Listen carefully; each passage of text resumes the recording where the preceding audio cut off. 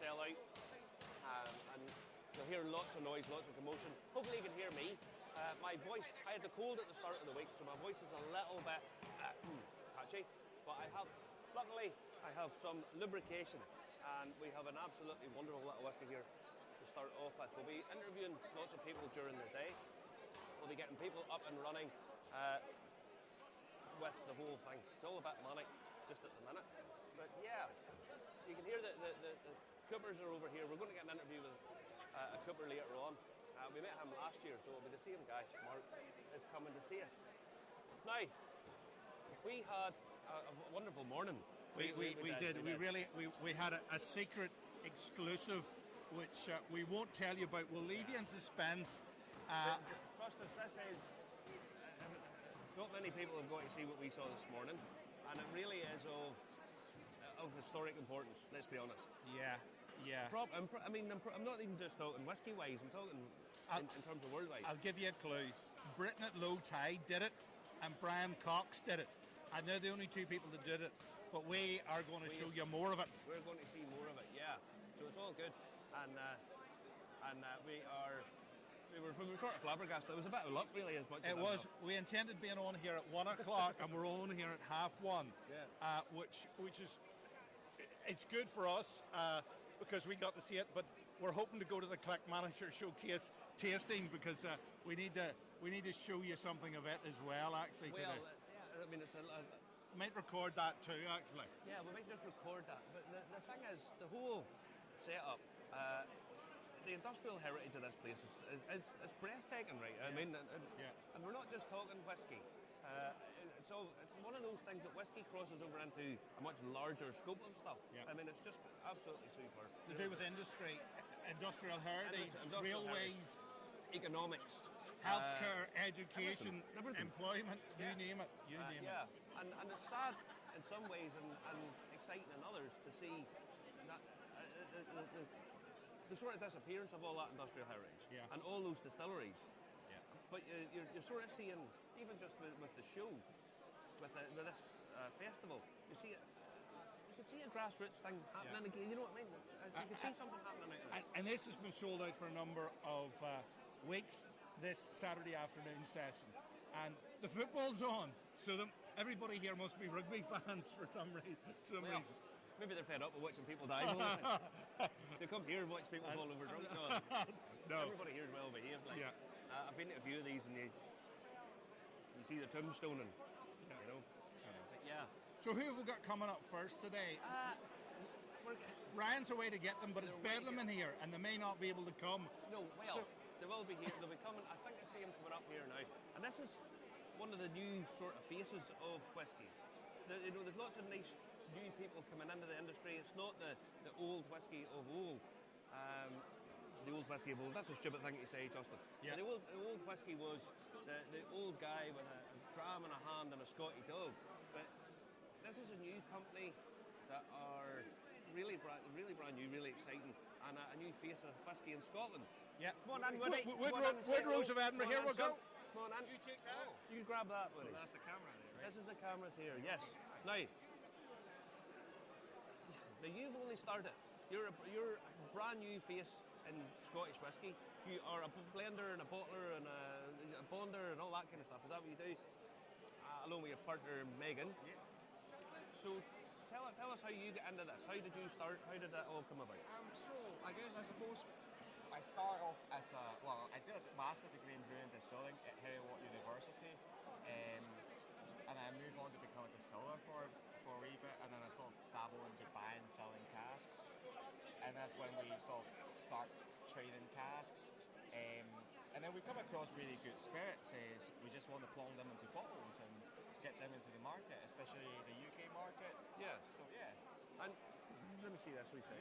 Now you only started your company last year you started? Yeah. So the company started in 2015. We've been doing a bit of beer before. Well, 2015, and then so we moved into sort of whiskey say in 2017-18. And then we launched our own brand in July last year. Yeah, it's less than a year. Aye. And now you've done the master's degree at Aloa. So you've done the master's degree there. Where was your background before that? What were you doing before that? So before that, I was in medical sciences at Edinburgh University. Did a degree there for 3 years, and then move on to the postgraduate at Heriot Watt. Yeah. And why did you decide to do that? Was it something?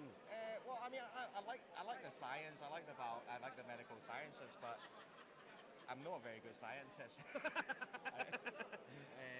Justin's got a master's degree in science and can't count. So yeah, and a friend of mine told me about the course, so I thought, well, booze, why not? You know.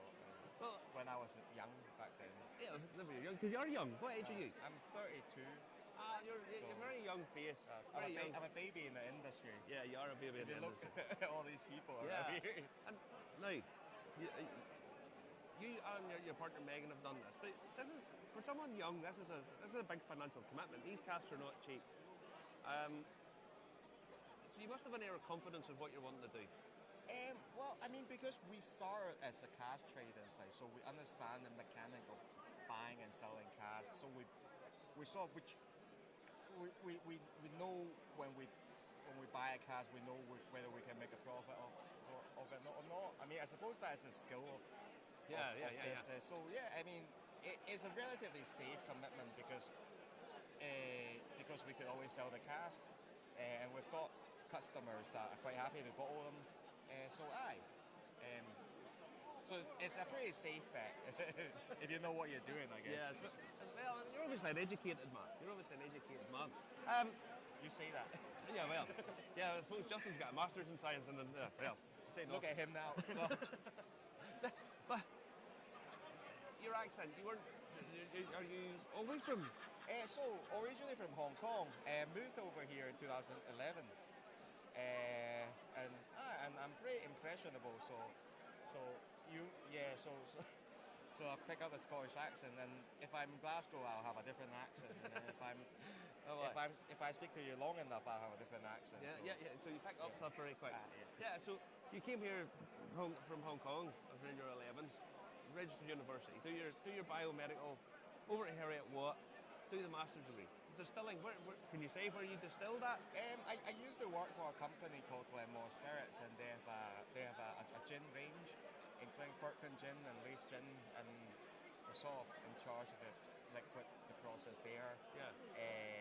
And then because they are also a cask trading company, so that's how I got into sort of cask trading, just as a side hustle, if you like. And then I bought my first cask, which is a 1991 Langwood. And back then it was very affordable. Yeah, that was like 3 years ago. He got a lot of money off the first cast of what? No. I didn't. Well, someone offered it back to me for like 10 grand more. So I was like, that's the industry that we're Yeah. And now you've brought out your own range, Woodrow's of Edinburgh. Woodrow's. So that's named after me, Woody. So yeah, a bit narcissistic, I know, but a bit narcissistic, I know. Oh no, nothing wrong with that. It took us a while to come out with the name. We came up with different ones, like the Whisky Purveyor of Edinburgh, and just keep getting turned down by Intellectual Property Office.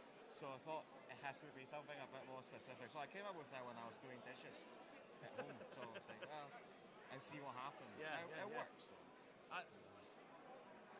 And where are you? This is a Bunnahabhain 11-year-old.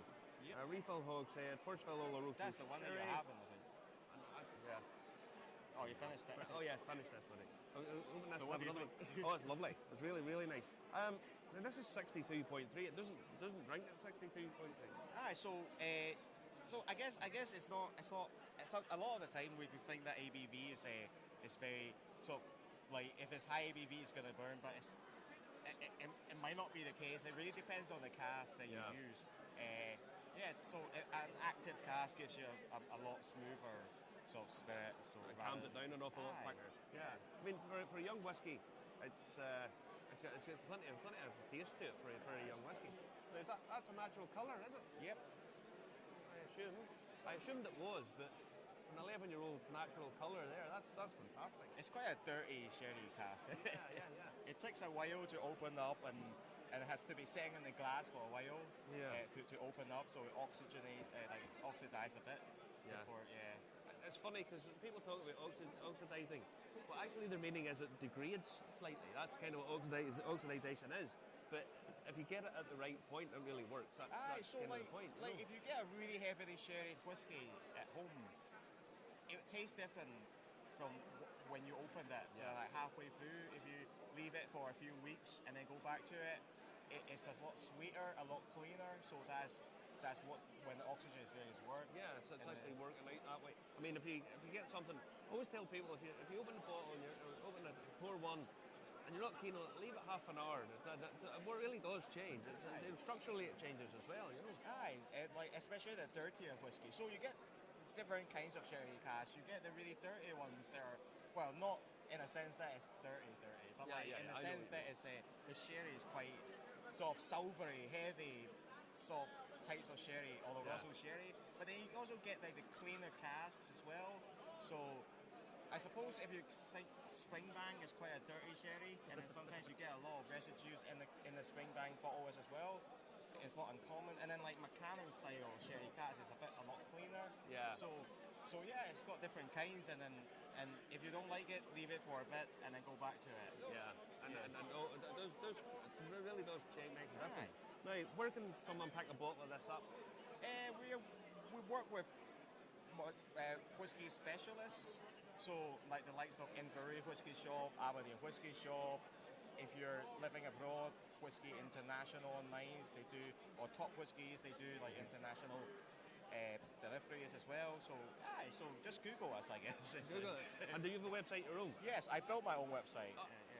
There's nothing you can't do, man. There's nothing you can't do. I built my own website, I clean my own toilet, and I do pretty much everything myself. Do everything yourself? Yeah.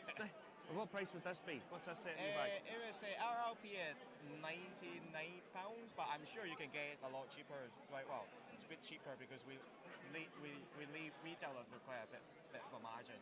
Yeah. Just because economy is no good. I do actually like your branding. I like this when it's pulling out all the stuff on it, you know, all the details on it.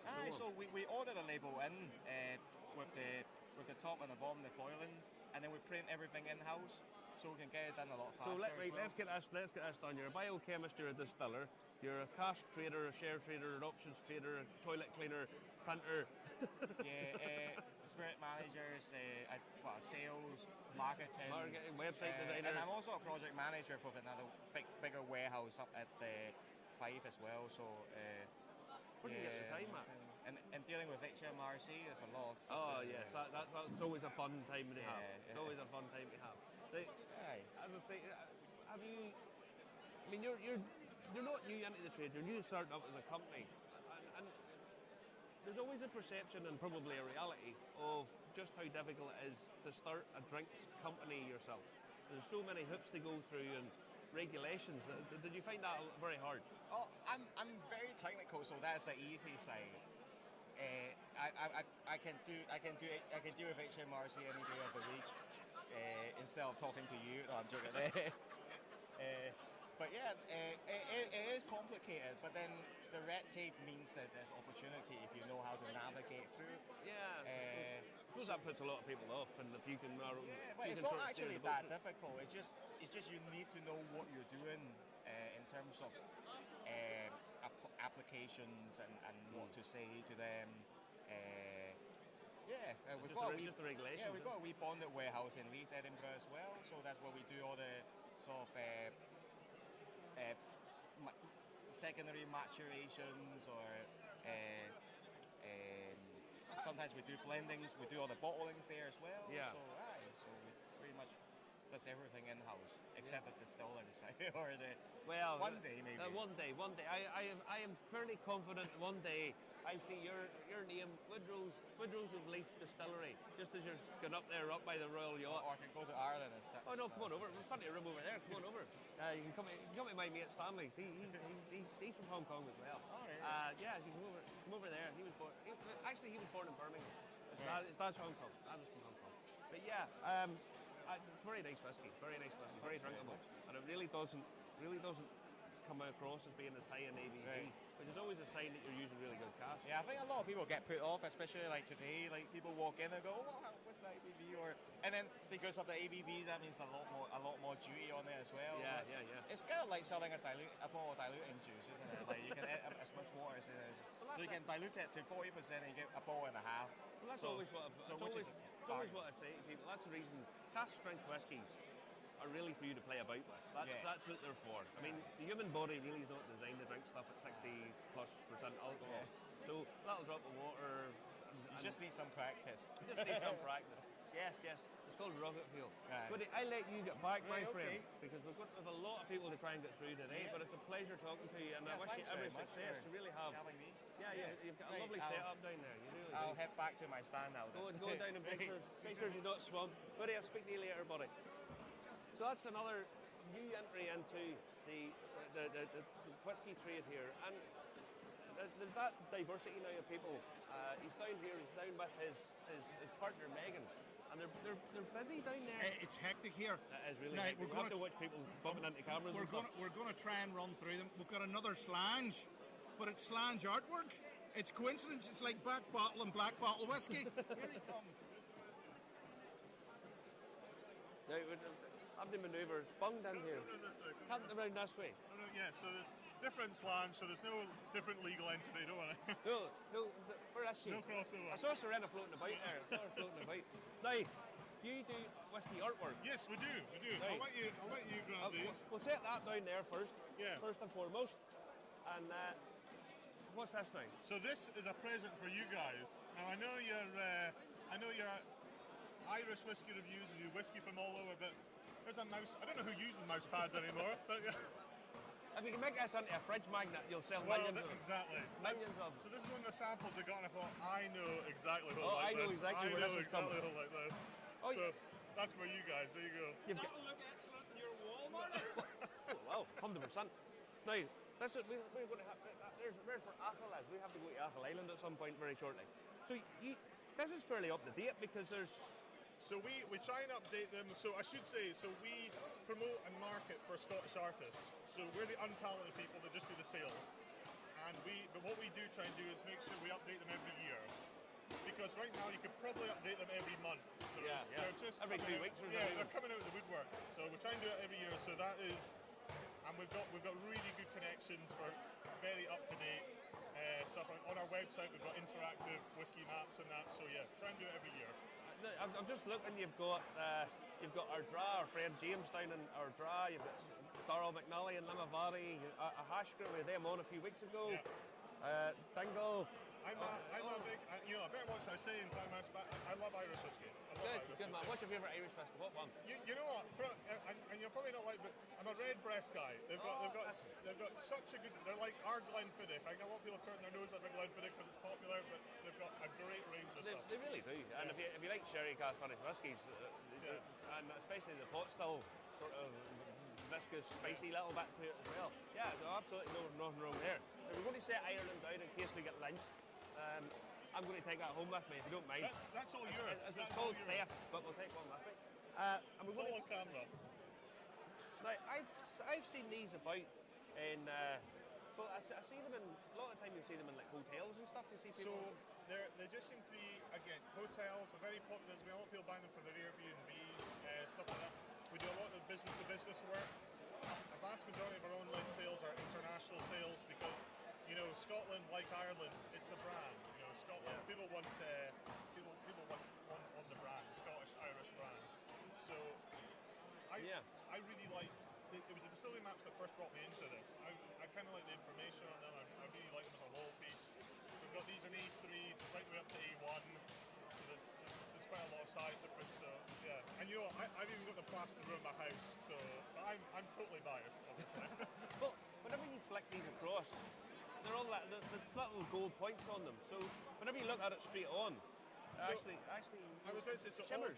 On this one, all the distilleries are done in gold leaf. So this is I can't say our most expensive. This is our most luxurious one. This is the top Premier one. Premier one. And so they're all done in gold leaf, and they're all noted down the bottom. It's also like heavyweight paper they're done with. We do this one in a purple and a turquoise. it's just a really nice piece, you know, because if you walk past this one, as you say, you can see it glint and Yeah. shimmer. And what sort of price is one of these? So this is our most expensive at 75. Right, 75. And I mean, I've seen these in shops. I mean, you obviously have them in distribution and... This is it. So as I said, we try and focus our market in the whiskey market, selling business to business to both whiskey shops. But I mean, we stock in Wayfair. We stock. The amount of people that look at this have no idea about whiskey, but still like it. Yeah. Still like it for Oh what no, it is. I mean, the thing about it is lots of people go to whiskey distilleries that don't have a big interest in whiskey. This is it. It's just a day out and... It is. And you know, you don't have to know about a lot about whiskey to not enjoy whiskey. You can still, Yeah, it's true. you can still get on board with it. Yeah. And I'm just glimmering here, and you get to see Speyside. It basically just glows at The Speyside. gold mine. It really is, you know. But I quite like this one as well. You know, Shetland still. Shetland can often be forgotten about, right? It's a full, comprehensive map. You got Islay, you know, down the bottom as well. Yeah. And you've lifted. There isn't a new island has been created. Just they've lifted Speyside and highlighted it. So you've kind of got the both of them there. It's beautiful. It is, and even you know the details. When you look at them, they've got the minchin and outer head and all the right.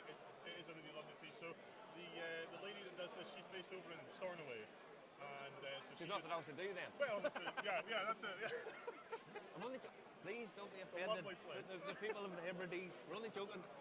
They don't have TVs, no. Yeah. Well, Anyway, they can buy and sell you those guys up there. There's good as anything. We've got, again, we do the Irish distillery map in this as well, so we've got an emerald green one for Ireland. We try and update them as often as possible, but Yeah. it's boom time right now in whiskey. Well, it industry. really is. There's all the new distilleries popping up, and honestly, it's trying to keep track of what all's going on. And there's people spending an absolute fortune trying to market, and you still don't hear about them, you know. It's unbelievable. So like I've got my Google and other search engines set with alerts, and it's every day, you know. Yeah. It's just news. Here's somebody else coming. Yeah, but it's really exciting. It's Yeah. exciting. Well, I mean, it's going through another renaissance. I mean, Absolutely. everybody's getting excited about whiskey these days, Yeah. and all for the better. And people are spending money on collections of stuff, and they're collecting. You know, I know guys that want basically bottles from every distillery in Ireland, and they want bottles from every distillery in Scotland, and that's one of the things they want to collect. You know, which is an interesting thing to have. And this is it. And you know, don't get me wrong, I love the Scotch, as I just said. Like I love Irish whiskey, and I don't really like the term world whiskey, but you know, it's really like a Cadrona, Yeah. Madeira, and you know, really high quality whiskey that's coming from all corners of the globe. I find that really exciting. Well, I mean, I tasted a Pita Amrit from India, Yeah. and it's a great whiskey. I mean, it's really, really, really good. Look, you this know? is it. We were speaking to someone recently and doing a peated whiskey in Argentina. And I'm going, well, you know, I've heard Well, it why all wouldn't? now. Yeah. I don't know. Is there peat in Argentina? Yeah. It's a big country. I suppose there This probably is has it. to be. Well, lots of. So this is one of our whiskey information posters. So this is a tasting steps. This is actually probably our most popular item. And you know, which is strange because you know, I say I prefer the maps. I obviously love this as well. Yeah. But I think people like this. You know, the informative side of it. It's just it's an interesting wall piece, and it's interesting to look at. Equally, this has been really popular with businesses, both people that do tasting events, Absolutely. and people that sell whiskey as well. And strangely enough, this has been very popular with people that have no interest in whiskey at all. So Okay. yeah, so it's. I'm not sure. Maybe they're wanting to learn. Maybe this is the first Well, step. this could be the first step. You know, they go all the way up from deep gold to porter, and you're drinking gin. Yeah, that's the water end. Yeah. Yeah. This is gin, Yeah. all the way up. No, the nose I can tell you all the way through. Now, where do you get the information for this? You know, all of these independent artists. All of these. So again, the guy that does this, he's Edinburgh based, and he does this and our movie range. We've got a range of they're like your old-fashioned movie posters, but with a whiskey turn in them, and they're really good. So he has a great selection of whiskey, and we just look to promote him. So a lot of these artists, you know, they spend the hard work researching and doing these. I just come to these places, drink some whiskey, talk to guys like you. I know. It's the tough style. You get the hard end of the job. Exactly. I'm just careful here. Don't stand on the other one. And would you invite artists to possibly get in touch with you if they want to sell their stuff? We're always on the hunt for new artists, and it's funny because we get artists like, we'd love to stock your stuff, and they just go, no, I'm fine, just make it our own. Going, I just need you to print some, we'll sell them, but artists, I think, being a creative person, or sometimes it's just the love of doing it. Yeah. I like to come to here, I like to meet and sell. And drink whiskey. And drink whiskey. And drink whiskey. And drink whiskey. Sometimes I just like to do the design part, which is fine. And what's that setting you back? So this one's the information range and the movie posters are 30 at A2. We don't have any with us, but we can also do them at 50 in A1 as right. well, so you can get the big size. Do you have an online platform? We've got an online platform, so it's just slange.com, so SLANJJ.com. Yeah, SLANJJ.com. Yes, and that's where you go and you can buy it all. That's right, we ship internationally and we do all that. Any budding artists? I must get the old paintbrush out whenever I go home and see if I can knock something up and see if my fortune could be made through Slange. Well, I'm still waiting for mine. Well, if I have a whiskey in my hand, I'm rich enough. Which I need to talk to one of my producers here and see whether or not I'm going to get a drink. You'll be lucky. I know. I'm being very badly treated today with these guys. Anyway, if you want some of this artwork or you're a budding artist yourself, get in touch with slange.com and Scotch Chaz, and they'll probably sort you out. Perfect, thank you. Thank you very much, buddy. Listen, take care, and I'll speak to you again soon. Cheers. So, I'm just putting this stuff down, and my map. This will be going up on the wall at home, and honestly, it has pretty much everybody I can think of just off the top of my head. Old Corrick Mill, Connaught, and the Titanic's there, etc., etc. Yeah. I thought we were going to need a bigger camera there, Marty, because he was up here. It's a big lump of lad, wasn't it? And then the graphics were covering you there. It was either that or step you in the barrel. No, I noticed because Justin shows me stuff information, and I was like trying to go, I can't get any dollar, Justin. I can't get any dollar. I know it's too heavy to lift. Aye. Hold on, I want to go and get some because this is good. This is good. Aye. So, Jesus Christ. I knew you wouldn't want to wear it. I knew you wouldn't want to wear it. I don't look good in the hat. But do I look steampunk in that? Yeah. I'm steampunk. Yes. Yeah, I could be in the next Mad Max movie as the Mad Professor, and I could do the weather forecast like this. It's the rain's coming in and stuff like that. I haven't had a drop of whiskey today yet at all, haven't I? But maybe I haven't been fed. I haven't had enough. Have I been fed? We'll say no, because if I say yes, you'll say, but not enough. All right. Listen. There's a guy. Oh, he's not.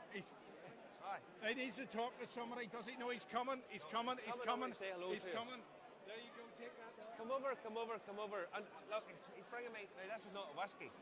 Even on the scale, I can even Justin could tell that this is not a whiskey. This is a gin. A gin, a homemade gin, which has some ingredients in it smoked in a whiskey barrel. Right, so it's a sort of hybrid in some Yes. ways. It's a bit of a hybrid. Yes. Introduce yourself. Tell everybody who you are, what you do.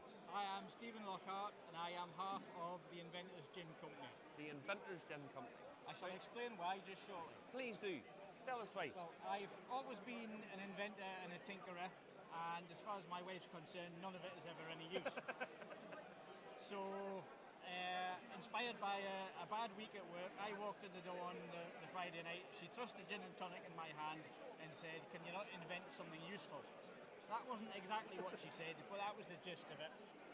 So the next time she went away and left me in the house alone, I started drilling holes in a pressure cooker and had some scrap plumbing fittings, and I made a still. So Okay. she came back from a nice relaxing spa weekend to a house that looked like a bomb site. And I get a feeling that your bomb site house sometimes looks like that on a regular basis, correct? yes, usually when she's away. Whenever she's away. All right. So she came Mrs. back. Lockhart, no offence, but we kind of get the impression. So she was horrified at the state of the house until I explained that we were going to make gin. And then all was well in the garden. Then the progression of that is we need somebody to test it.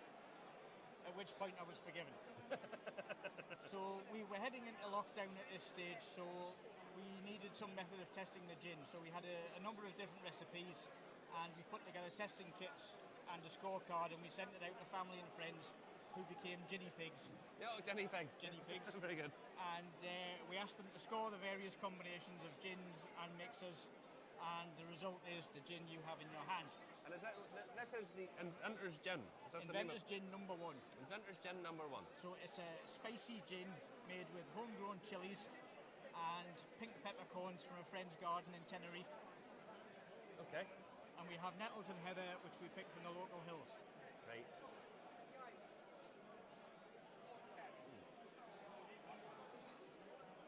First thing I'll tell you now, it's got a really, really nice mouthfeel to it. It's really quite buttery in texture. Yes. There's not actually a chili kick off it. There's not much of it. It's not as severe as you think. No. It's quite subtle. I'm not really a gin fan. I don't particularly like juniper berries. And this isn't necessarily overly junipery either. It's really fresh.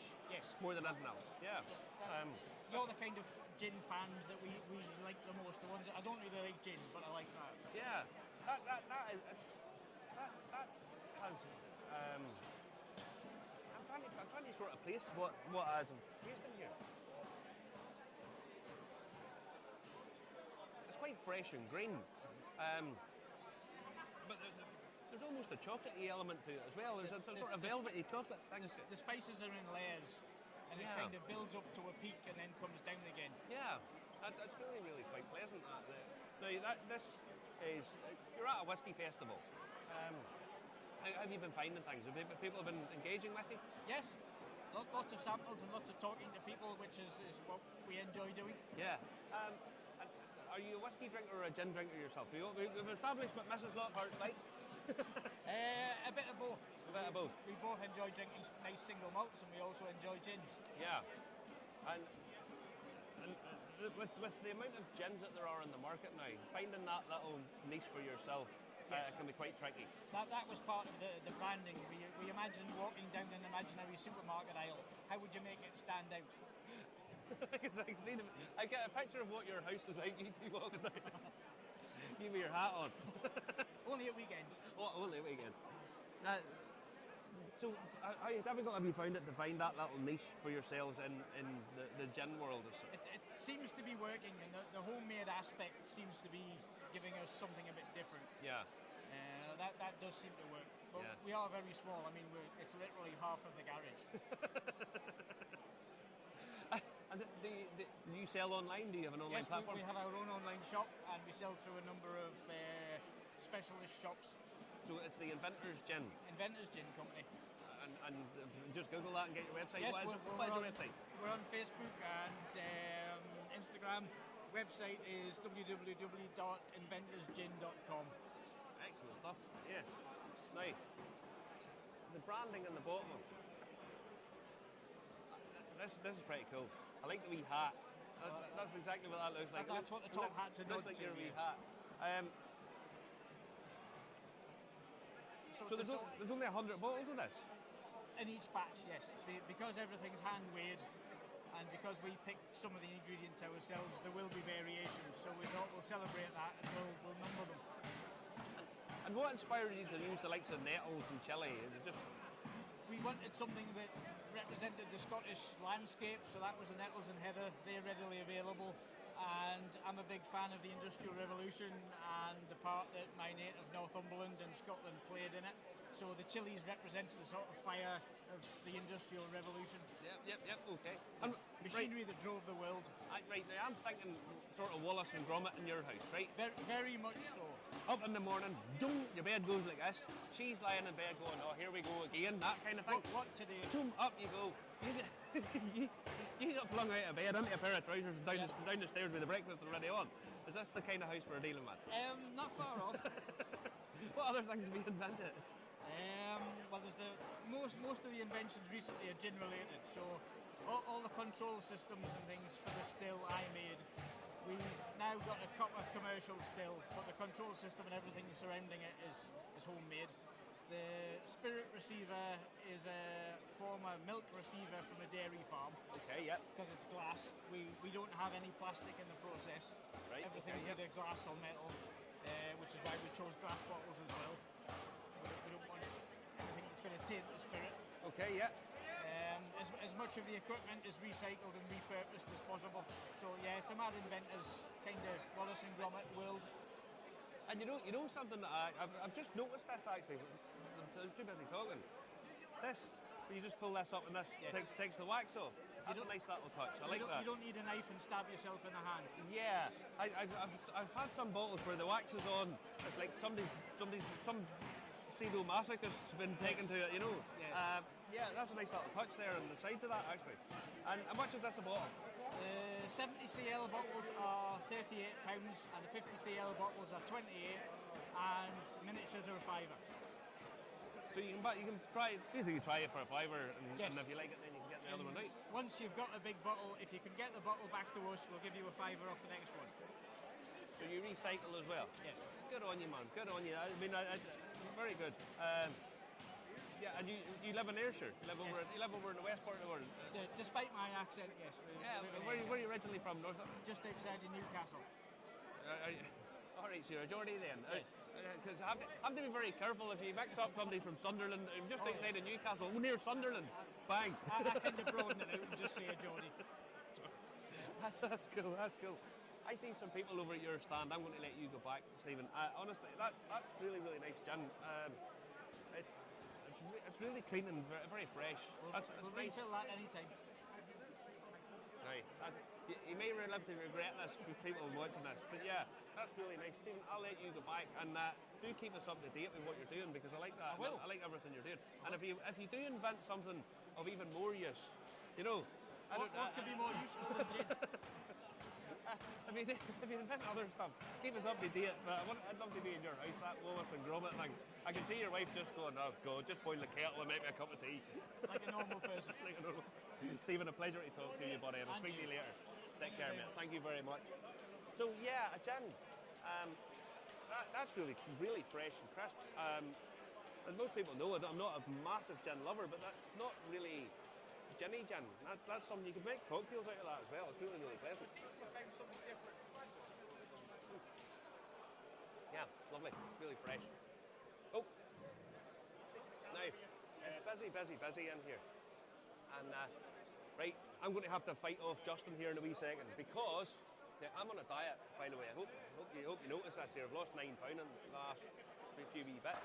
But we have. What's your name? Mike. Mike. From Mealy's Chocolates. Look, get out, Justin. I swear to God. Ryan, help me here. Please. He's not giving up. I can't help it. Right. Honest to Christ, this is constant. Trashed. It's trash for products. Listen, I'll sort them out. I'll get them sorted. I've more restraint than Justin. And these are chocolates made with whiskey. We've got a selection of whiskey and non-whiskey ones in there for you, yes.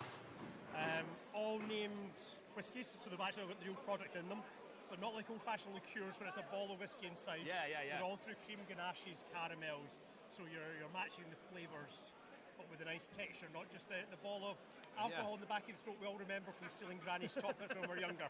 Yes. Our first introduction to whiskey was via the delivery method of chocolate. Absolutely, yes. So they're a bit more refined nowadays. Yeah, these look beautiful. They look absolutely stunning. Yes. Try our best. What's this one? That is a Jura caramel. Jura caramel? Jura caramel, that one, yes. Is this chewy? No, it's a soft caramel. Lots of people are always concerned about their teeth, so we call it for caramel. It's nice and soft. That's lovely. And I'll wait to tell you even better. Justin, that's absolutely delicious, Justin. We're having technical difficulties, Marty. Justin stole the unusual one. Justin stole the cactus one. So it's amazing what you can make. Savoury chocolates are a thing. And it gives you the contrast, and that's what works really well with whiskies as well. Everyone thinks dark chocolate. I actually quite like that. Right, go on ahead. Go. That's the Singleton whiskey, that one. Through a milk chocolate ganache. Justin, what do you think of that, son?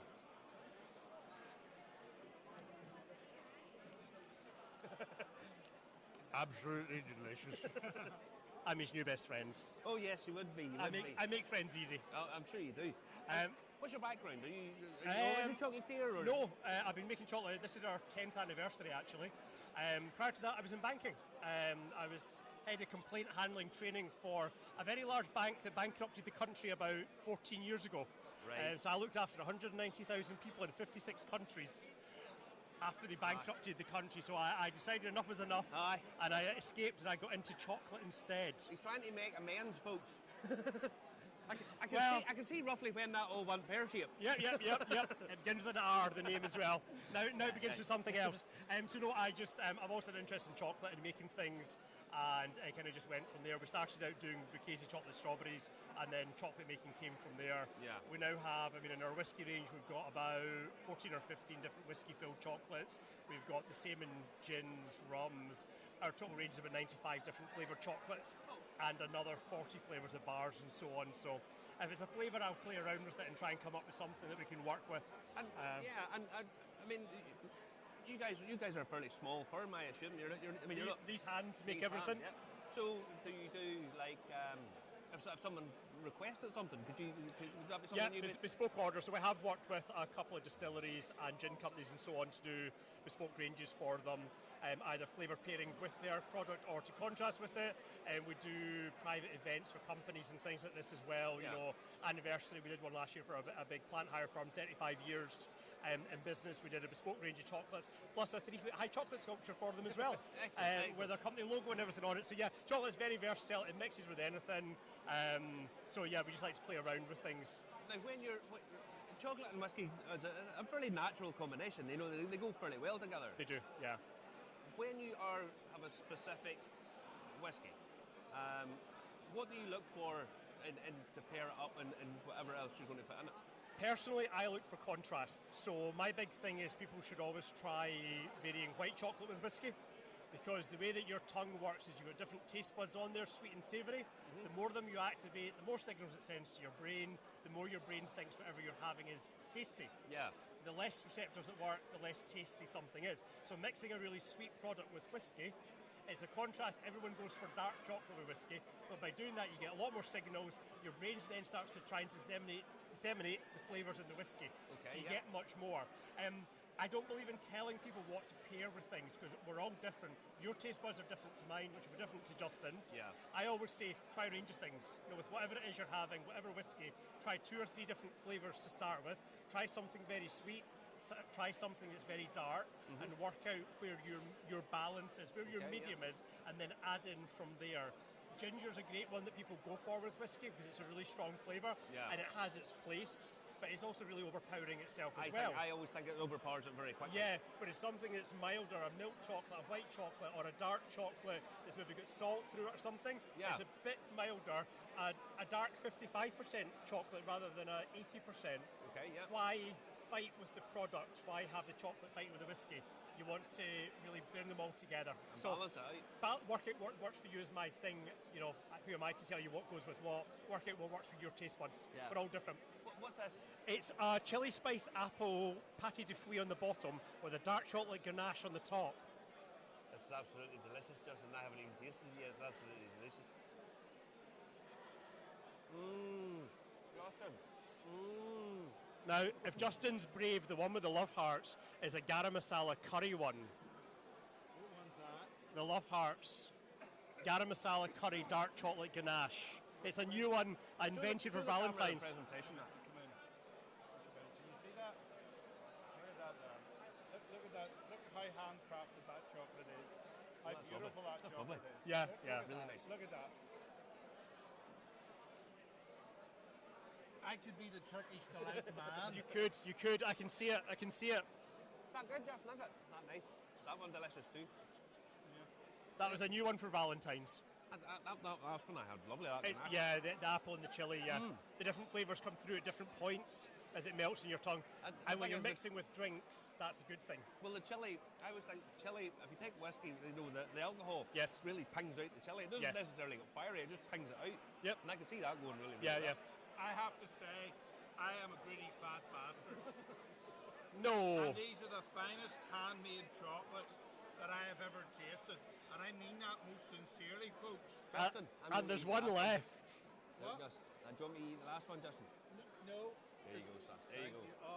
That's a Glenfiddich one, that one. That's Glenfiddich. Look at that. Look at that, folks. Absolutely. Look at that. Look at that there. Have you seen it? Actually, I can see him salivating just before he eats If it. Look. Glenfiddich didn't make a contract with you today for their corporate gifts for Easter, they're mad. Well, you never know. You never know. Now, chocolate. I mean, we buy chocolate all the time. I mean, it's everywhere. But there are differing qualities and different styles. It's of like any food product, yeah. Yeah. There is a huge range. You know, anything you buy, you get different levels of it. The stuff I use is the highest grade of Belgian curvature chocolate, so it's made with the best quality beans. Okay, It's a blend from all over the world. Cocoa comes from South America, but also the north of Africa over to Australia, the north of Australia. So it's a blend, but it's always got to be the highest quality bean, and that's what makes the difference. Those are really nice. Yeah, Lovely. in this country we've all been brought up on cheaper chocolate that's filled with vegetable fats. Yes. Our chocolate only has cocoa butter in it, which comes from the cocoa bean. It doesn't have any vegetable fats or palm oil, and that does make the difference. And it's environmentally a lot better too. Yes, absolutely, much better than palm oil. It costs a little bit more, but it tastes better, and it's better for the planet as well. Yeah. No, those are really nice. Where can we get these? We're online, www.mailies.co.uk. We're on Facebook, Mailies as well. We've also got a shop in Falkirk, just across the water here in the Howgate Centre. We've had a shop in Falkirk for 10 years this year actually. So, we're also based up in St Andrews as well, where I live. So you can either pop into our place of work, or you can come and do classes as well and make your own. Well, the one thing a lot of people don't know is that the actual chocolate was invented by a guy from our part of the world, Hans Sloane. Yes. Not necessarily the nicest, most pleasant man in the world, but chocolate up to that point was very bitter. And he mixed it up. Yeah, it was a cocoa drink. Basically, we spent decades making a cocoa drink, getting rid of the butter that I spoke about, but with big hydraulic presses, to send all over the world as a drink. And then, eventually the process to put the butter back in as the binding agent, and that made modern chocolate for us. He sold the rights to the Cadbury brothers, if I believe. He did, right. yeah. And then a while later, Nestle invented the process to put milk in. Because once they put the fat back in to make a chocolate bar, it became valuable. It'd been thrown away by that point. Once the money's involved. If you can water it down with something else that's cheaper, dairy. So it wasn't about inventing a sweeter chocolate, it was to make it cheaper to make. Make it cheap. And then about 50 years after that, they invented white chocolate, which doesn't have the powder either. So it was the cheapest of all. So we give it to children as a treat, but it's actually the cheapest fat-filled chocolate, We keep the stuff for ourselves. Yes. But no, Mailies, those are lovely. Glad you enjoyed. You've pleased Justin no end. I told you yesterday, if you bring up stuff, don't bring up too much, because Justin will eat all of it. Yeah. And I was proved correct. I managed to... We didn't want to give him a sugar rush. That's why I only brought you half a box. No, don't be giving him a sugar rush, because he's manic enough as it is. But listen, thanks very much for joining us. You're welcome. And how have you been finding today? Good? It's been really good. Good crowds. Yep, last night was the same as well. Really good crowds. Yeah. Lots of good chats about how chocolate goes with whiskey and so on. So, all good for us. What other foods do you think goes with whiskey? Just other things that you think off the top of your head? Savoury stuff's an obvious one. I like chili with whiskey as well. Lots of breads, because you get so many flavoured breads these days. The dough, particularly if you get a sourdough or something, the sourness I find works with whiskey as well. Yeah. I think it goes back to what I said with the chocolate earlier on, though, is people need to find what works for them. Exactly. Because we're all individuals. You have kind of guidelines, but it's the same as This is it, yeah. It's the same as whiskey. Yeah. You'll find your thing that everyone else thinks is mad, but if it works for you, the first person I told about white chocolate with whiskey called me a madman to my face, and then came back 2 weeks later and spent a fortune buying white chocolate, because he's like, I've tried, this actually works. It works well. This has been a brilliant experience. So now, he buys from when his wife's very disgruntled because she used to get chocolates. Now he buys his own chocolate.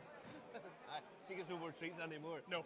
I'll let you get back. Thank you very much. Thanks very much, and we'll get talking to you again later on. Thank you. Thank you. Dead on. Now, those were specials. Really, really nice. If you are deciding to pair up foods, do experiment with this, because what you find good, what you find exciting, or what you think works doesn't necessarily. There's sort of rough guidelines. There's no point in pairing a piece of sort of very lightly grilled chicken with a heavy Lefroy. It doesn't really work.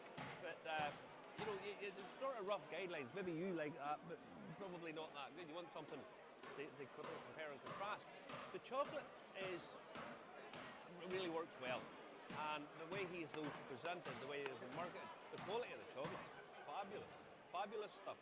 Right, I've just been handed a beer, a wee heavy, a single whiskey cask aged beer, 4.2 heavily peated Aloa single malt beer. Where did we get this from? Well, we got given that. By? Well, it's a wee heavy single cask aged beer, heavily peated Aloa single malt. So that got handed into my hand with no context. But Jim McEwen. here's the easiest way to have the context. Yeah, chin. That goes well with chocolate too, actually, doesn't it? It does indeed. Oh, that's nice. That's tasty enough, that there, yeah. It is. So listen, what else is going on here today? Because there's whiskey master classes as well, which The master classes are up the stairs. The coopering's going on behind us. we're going to talk to them later on today. We mightn't show it tonight. We might show it at a later date because it is noisy. You can probably hear it in the background. The pizza boy's out there. You've already met him a couple of Yeah, times. but he's not really show relevant, is he? You know Well, what I mean? he is to you. He is to me, you know, but some people won't appear on camera, as you know. They're too shy. But we've managed to get a lot of people from last year who didn't want to do it, but have decided after seeing it with 25,000 viewers. Listen, folks, comment, like, and share. We're on YouTube, we're on Facebook, we're on LinkedIn, we're on Twitch, We're all over we're the on place. Telegram, we're on D Live. It'll be repeated, it'll be re-shown. The woman from the Bevy app's just hitting us up here now. The guy from the Bevy app yesterday, he had a beard. She doesn't. We've got another lady coming to join us. Do you recognise her? I do. Listen, the Lady of the Lamp, I've seen her in about, your house must have 300 of those lamps now. Did I not show her photograph off about a dozen times yesterday? You did throw her photograph. Listen, Lady of the Lamp, come on in. Come in. Take this, give Marty the lamp. I'll grab that. You grab that. Okay, right. Now, Okay. Hello, hi. introduce yourself and tell everybody who you are again. Hello, hi, I'm Corey, and I am from Iorsa Designs. So I recycle gin and whiskey bottles and make them into beautiful lamps. Make them into beautiful lamps, and you do. And I'm always a bit intrigued as to how you get these all set up. So basically the lampshade gets made, so it comes in a kit. So I use a variety of different materials. Harris tweed I love to work with because it is so pliable. It's just great and it looks fantastic. It does, it always does. For making that style never goes out of fashion, you know that. It does, it looks Exactly. fabulous. So, and there's so many different patterns. It's just fantastic. And the Harris tweed I get is direct from the weavers up in Harrison Lewis, which is fantastic, and it means I'll get to support them as well. Yeah. So yeah, I've actually got an interesting story about this one though. Right, Glen Turret 10, So, Peak Smoke. This was very highly regarded Yeah, whiskey. I know. Right. So I just found out a really interesting fact about this today. Did you know that the Glen Turret is owned by Lalique? I did. Well, I did not know this. I did know there was Wow. like So hence why it's such a lovely such a beautiful bottle. glass. Yeah. So I was blown away by this fact today. So so I'm actually really glad that I brought this one along. So it was just fantastic to find that out. Yeah. And Glen Turret are going up market. They're heading Macallan aspirations type thing, you know. Wow. Well, I love that fact today. So I'm really chuffed that I brought this specific bottle along. It was just blew my mind. So Right. Out of all, right, you must obviously be interested in the design of the bottles. Yes. That's a big thing. Yes. I did a show last week where we were talking about design of bottles, yeah. and I had loads of guys say, so I don't really care. Yeah. Once I started talking about it, they all got very animated and Yeah. said, I really don't like that bottle at all. Yeah. That's horrible looking. Yeah. It's blah, blah, blah. And then, Yeah. I love that one. Yeah. So people do get passionate about it, even if Yeah. it's subliminally, they Yeah, get passionate about it. 100%. And I mean, it's for me, for somebody that's like making lamps, that obviously the design of the bottle is really important, you know? Yeah. I mean, it just adds to it, you know? So, yeah, that is one of the key features when I'm making a lamp, is obviously choosing the bottle. Yeah. And I always like to kind of try and match it so that it kind of goes with the lampshade. Yeah. But yeah, and I suppose people, when they go to buy drink as well, will think the same, you know? They'll probably go by the design of a bottle when they're choosing their Yeah, whiskey they do. or their gin, you know? Even if people don't appreciate it themselves, Yeah. everybody does this. Yeah. They all fall for it. Yeah. Right, I'm going to say that now 100%. because I'm going to take a wee drinky. Now, in terms of bottles, Yeah. there must be ones that you think, that looks really good, and there's other ones that appear and you go, not really much. You can't make a Celtic Yeah. purse out of a sow's ear sometimes. Yeah, 100%. Yeah, 100%. I mean, I think, yeah, it comes down to the shape, the design, even the label on it, you know, and it just, it all goes towards making a good lamp, basically, you know, so the aesthetics are really important. And what's your background? How did you get into doing this? So, Is this your full-time job now? No. So this is just part-time on the side. I also have another job. I have a family, so this is very much a hobby. But we all have one of those. I know. So basically, I started this about 5 or 6 years ago, and it all started by going to a gin lamp making class. Okay. And from there, it just stemmed from there. I'm quite crafty anyway. I love making crafts. I'm also making other Harris Tweed accessories as well, which I brought with me. Yeah, I'm quite crafty anyway, and I just loved it. I absolutely loved it, and I thought, you know what, this is something that I could definitely do, and I've been doing it for the past 5 or 6 years. So. Well, I mean, everybody's interested in recycling and reusing stuff, and this is it. I mean, this is what people can do. They can repurpose and reuse stuff. Yeah, exactly. And everybody that I've spoken to today, they're like, oh, I've got so many bottles at home, and I've just got them sitting there, and I'm like, well, make a lamp out of it, you know? Here's my card. Make a lamp, you know? Yeah, so, well, I mean, the thing is, all of these bottles, there's so much work goes into the design, and there's a couple of ones around here today that, I mean, they're really beautifully presented. Yeah. And it seems a waste just to throw the stuff out, you know? Exactly. So I think we're all guilty of it, you know, especially now when there are so many nice bottle designs, so everybody is keeping them. And maybe they're sticking some lights in it, like what I've done there with the micro fairy lights. But then the next step is just to make it into a lamp, you know? So, and the Horace Tweed, I always like Horace Tweed, as I say, it always looks cool. I know. Now, Glen Turret, this sort of fluting and stuff, I mean, you would know more about this than myself. Do you think this lends itself to the way the lamp's designed? I mean, obviously you can make shades totally different. Yeah. So when you're doing this, what's the thought process behind it? Is really what I'm trying to get. So a lot of the time, the tweeds that I get, you know, I buy because I like the design. But then obviously when I'm making them, I kind of always have in mind what bottle I want to pair it with. You know, so I love the things to match. I like things to match. But yeah, very much it's a case of choosing the Harris Tweed and then just having at the back of my mind what bottle that I know I'm going to pair it with, you know. Yeah. And where do we buy these? Where do we get them? Is it just online? Yeah, I have a Facebook page which is just Iorsa Designs, and you can get in touch with me via that. What's this going to cost you, roughly? So the whole lamp is £50 in total, and that's everything from the micro fairy lights, the light fitting, the lamp shade. So yeah. Excellent. Let's go you back and see if we can get a shot of more and get your cards out. I know. Thank you so much. Thank you. Thank I'll talk to you later on. Okay, Take care. Yeah. So if you want a bit of light in your life, that's the girl to get in touch with. Listen, we have a guy that was here last year, and it was his 39th birthday, and he loves that distillery that was represented in that bottle. Come on in, go on in. Come on in. Right. Oh. Is it a special event or a special occasion of any description, by per chance? No, I'm just here randomly. All right. Aye. Happy birthday.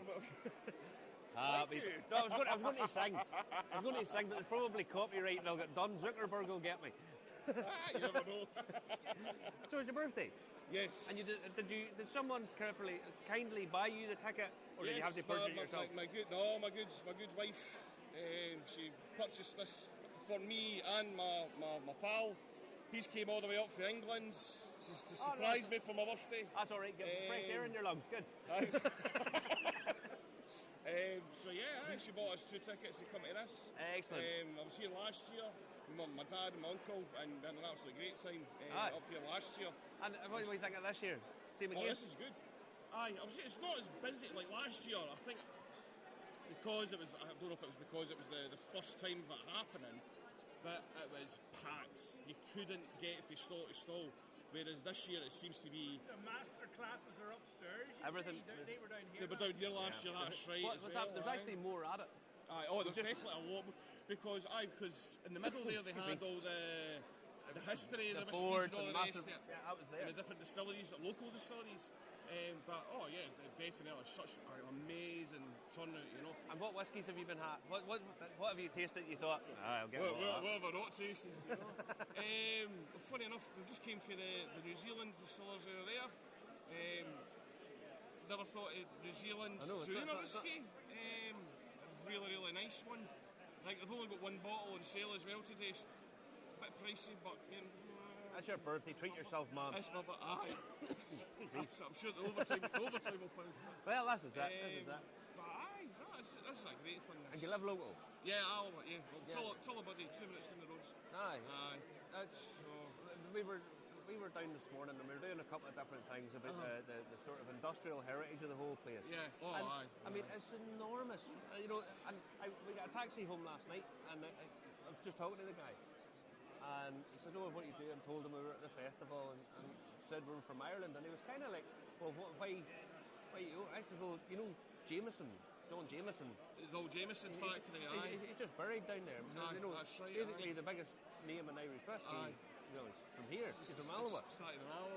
And I mean, it's all of this sort of heritage, and there's bits and pieces of it still there. You know. Well, that's it. If you go towards Kincardine, and if you go across the Clackmannanshire bridge, just before you hit the bridge, if you look down the kind of the coast, you'll see the old outline of the old distillery itself, you know. I've been there. I mean, like you've got the glassworks as well, which is they were making 2 million. I heard they've been making bottles there for hundreds of years. Well, someone was telling me they made 2 million bottles a day. That's how many they were. 2 million bottles a day. My old man, he worked in there until like when he was a young fella retired. You know, he worked in there 50 odd years making glass. And if you go around, if you know where the glassworks is, if you kind of go down the side of it, they've still got one of the old brick kilns that they used to do. They got the thing's like 200-year-old or something like that, you know. Yeah. But that's still there, it's still standing, you know. You can't get into it. But it's still there. But it's interesting to see a part of, you know, like Aloa's history, you know. But it's so important. The thing we did this morning, it's not too far away. I'm not going to say much about it, but I can't emphasise enough just how big the scope of everything that happened here was. And this tiny little, I mean, it's not a big place.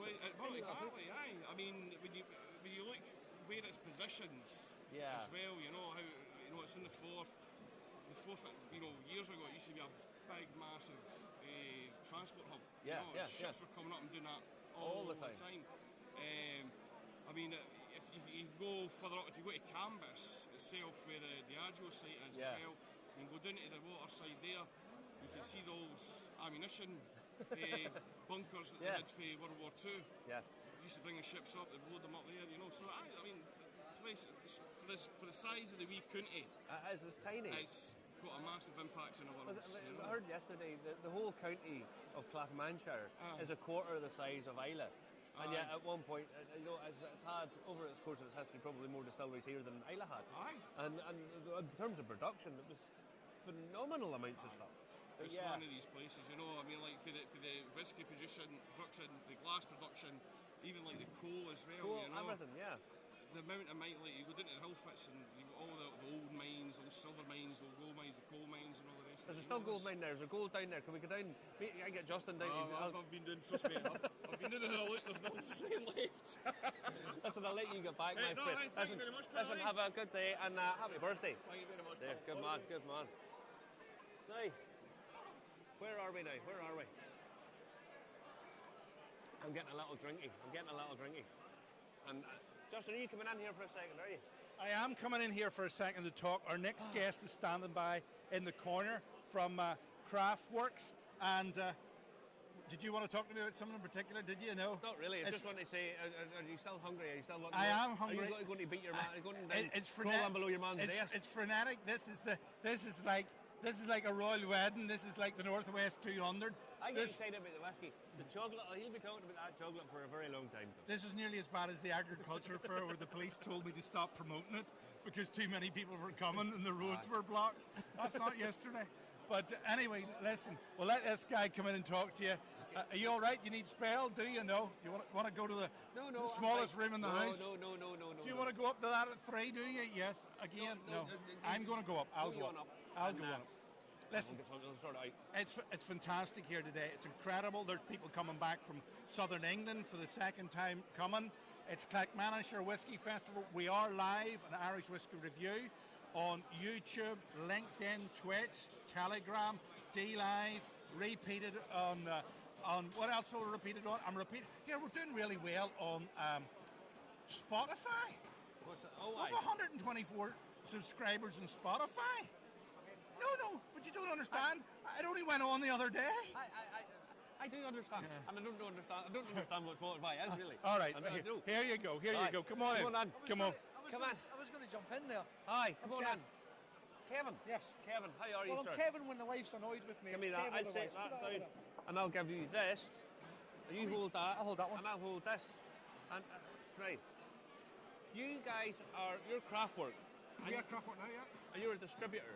Craftwork's a distributor, yeah. And you take brands likes of McMira, which we've talked about before, Swedish whiskey. Massive range they have. We have now, yeah. We've only just taken on McMira as one of our brands. We've also got Rebel Bourbon. They've got this one here, Shanky's Whip. Shove some of that. I always think this label is a very strange label. It's got an ostrich and a guy racing ostriches in a two-wheeled chariot. It's brilliant. It's been going down like hotcakes at this place. People can't get enough of it. But we've also got Gladstone Axe, which is a new blended malt whiskey as well from mainly a Highlands base on it, but it's based after William Gladstone, the old Prime Minister. Oh. And he was responsible back in the 1800s for blended whiskies today. So had it not been for him, you wouldn't have had blended whiskies. Well, I know that. I want you to try it, definitely try it. I'm going to try this here. So this is called Destination. Essentially, it's got 33% port cask finish. It's got 33% first fill bourbon, 29% of an American egg, we call it, it's like a Swedish oak cask, and it's got 9% Oloroso in the finish. But there's a trick with this one. Take a sample of it, try it, but then try 3 drops of water on it. Okay, three drops. 3 drops. We call it Destination because 2 drams of this, you forget where you're going. This is 48%. Nice.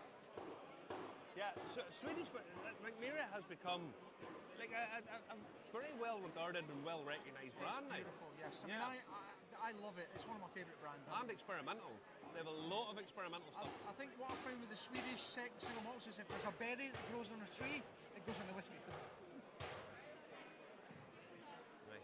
So it's nice. So you'll get a big heavy kick of the port to start with, maybe a bit dry in the palate. So it's also one of our stronger ones at 48%. We don't really do the cask strength side of things. We start at 46% is where we go.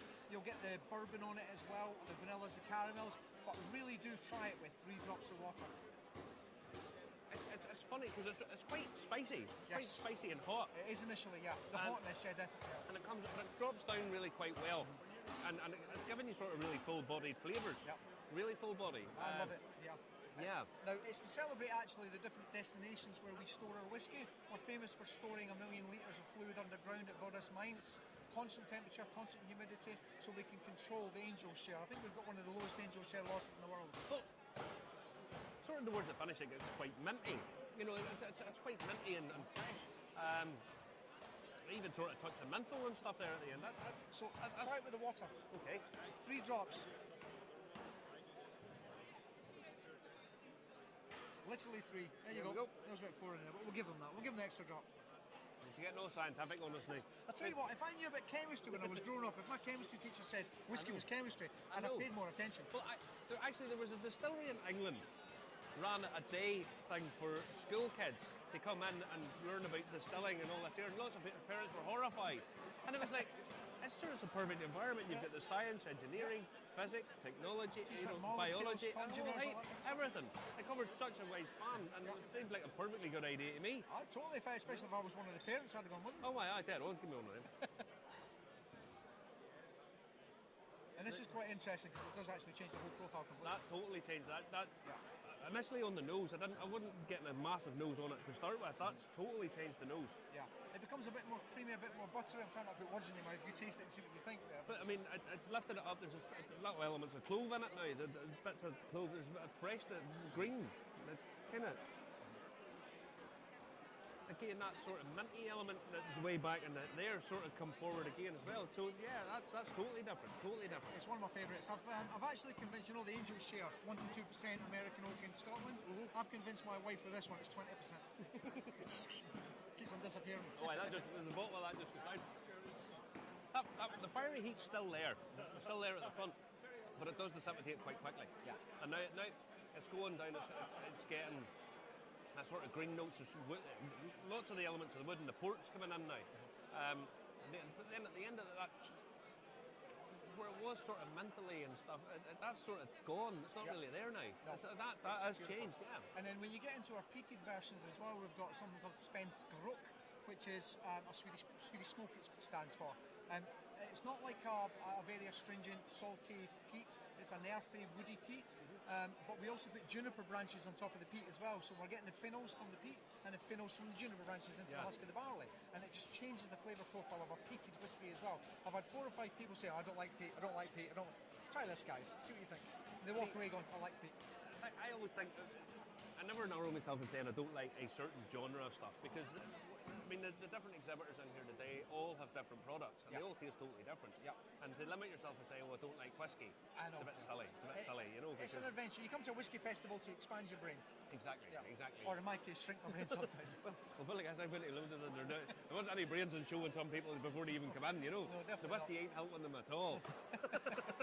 Yeah, I saw the guy with the sash on, the stag. Birthday guy. No, he's a birthday guy. I saw, yeah. So he'll be having a nice time. Oh, yeah, of course. Where did Shanky's whip go? Shanky's whip's over there. He's taking it over. We're just coming back to you, folks, with the Shanky's whip. Here we go. So this is like drinking tiramisu. Feel free to open it if you want. It's going to get opened anyway. I actually have. You know where I got this? I was in El Paso in Texas. Oh yeah. And there was.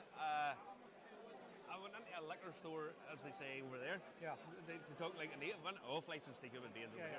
I went in and I saw this, and I'd never actually tried it. And I opened it up, and it's a liqueur. This isn't a whiskey. It's a 33% liqueur whiskey, essentially. Yeah. It's, we've been telling people to come back at the end of the day after they've had their main course. This is dessert. Now, I thought I was going to drink it out of the bottle there. I was going to get my glass. I don't have a sweet palate, so it's a little too sweet for my palate. Yeah. I know a man. Yeah. I know a man who has a sweet palate. He does like the sweet palate, does he? Justin, do you have a glass, son? I don't have a glass. Let me get him a little shot glass behind you, or one of those plastic ones over there. Little plastic ones. Because I've tried this before, and it's just a little sweet for me. I'll get in the middle. Let me get in the middle. Right. I'm going to step out, let you go. Squeeze in. Give me that wee shot glass. Now, Justin, this is a liqueur. And it's a very weird one, because it's got an ostrich getting whipped in the front of it. Squeeze in. No, just for the record, I'm the mic guy now. Squeeze in.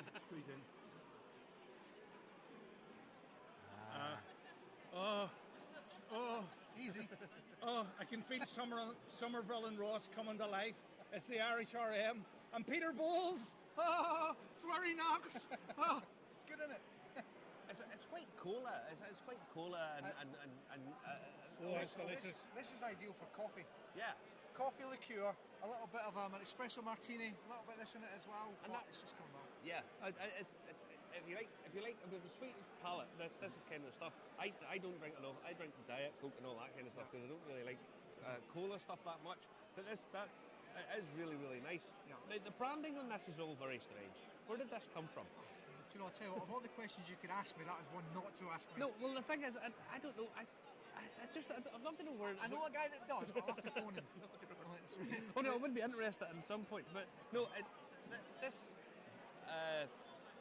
It's part of the bigger range, obviously, with Craftworks. We're taking that on. It just happens to be one of our best sellers at the moment. Well, I can't go away without mentioning the Rebel Bourbon and the Rebel Rye Whiskey we've got as well. And rye whiskies is making a huge comeback now. There's I mean, Irish cars now have brought out 100% rye, which is a really nice crossover. Because rye drinkers in the States now have kind of an access in the Irish whiskey and Irish rye used to be the most popular one in the whiskey until it died off through prohibition and stuff like that. When it's always coming back, and they've brought that one out. I think the mash bill's about 51% rye, 45% corn, and about the rest 4% barley to get the chemicals going. Malt it, barley, but all of this is now such a diverse range. There's so many different products coming out on the market, and you guys are distributing these out. Love it. And what? There's always a perception that you're here in Scotland promoting Swedish whiskey. How have people been engaging with this? You know? 2 bits on that one. I get the usual people going, I only drink single malt Scotch. Oh, that's fine, but would you like to try it? Yeah. And once they try it, they stay, and they come back, and they eventually buy a bottle. It's one you have to try. We follow the same rules as the Scotch Whisky Association. It's the oak cask, it's the 40% ABV in 3 years. We just take American oak casks from Jack Daniels, so we've got a bourbon, so we're still the same as a lot of Scotch whiskies, but then we finish it in different casks, so you've got an absolutely fantastic. Anyway, I'm getting a great reception from it. It's absolutely brilliant, but I now live down in England. I'm ex-Air Force. I'm from Falkirk, ex-Air Force, live in England, so now I'm Scotsman selling a Swedish product in England. That really rattles the brain. But it's been good up here. We did Perth 2 weeks ago with the same company, and the Svensk Ek, which is the Swedish oak, was joint favourite whisky at the show. I love McMira. I love what they've done, and I love the innovation because they've actually got like artificial intelligence doing some of the I've stuff. got a bottle over there, AI2. AI2. Yeah, we partnered up with Microsoft about 7 or 8 years ago, and we fed about, as much as we knew about whiskey at the time, all the recipes, all the production processes, I think it kicked out about 50,000 recipes for us, which we thought was a bit excessive. Yeah, a bit much. But we went to a survey with all our customer base. What do you like? What don't you like? What's your pros? That stuff. We fed that into the algorithms as well, and it came back with, I think it was between 20 and 50. Don't quote me on the numbers properly. But Angela Diorcio, who was our master blender at the time, she picked a couple, and they filtered it down to one that was called AI1. Yeah. I've brought AI2 with me today. Come and try it later on. I will. It's the peated version of AI1. And it's a beautiful whiskey. It's a confusing whiskey. There's some people that don't like it, but they can't tell me what the Terminator in a glass. Well, it is, but they can't tell me why they don't like it. And people that do like it can't tell me why they do like it. It's bonkers, but it's a beautiful whiskey. I will definitely go over and have a look at that, and we'll get a couple of photos of that because I'm interested in it. Because it's like, before ChatGPT was a thing, so there were whiskey guys were bringing them in. We were talking to machines then. We were talking to get the machines to do stuff for us before then, you know. But no, I've always thought McMira was one of the most interesting of the sort of new world of whiskey guys because they do all this experimentation and all. Completely. But as you say, they keep it within the parameters of what a whiskey is. Start with your base. And then expand. Yeah, and just sort of tweaking this and adding this in and doing something a little different and taking on innovation. Yeah. And that to me is going to be the future of the new world whiskies. I think so. Scotland really will keep the single malt. They have to keep that. They have to. And it's just up to everybody else to kind of, we'll do our own thing and separate it out and create their own space. And McMira, I think, have done that in spades. They've done it really, really well. Yeah, absolutely. I will find out where Shanky's Whip come from. I'll ask you about that later on. No problem. I'll go away and find that. Sorry, boss. It's brand new to me. I'm new. Yes. Ostrich getting whipped by a wee boy in a chariot. Where did this come from? Yeah, answers on a postcard, please, or on the Facebook page, wherever. Yeah. Listen, I'll speak to you later on. Pleasure meeting you. And I will be over to AA2. Please do, thanks so much. All right, take care. No, it's...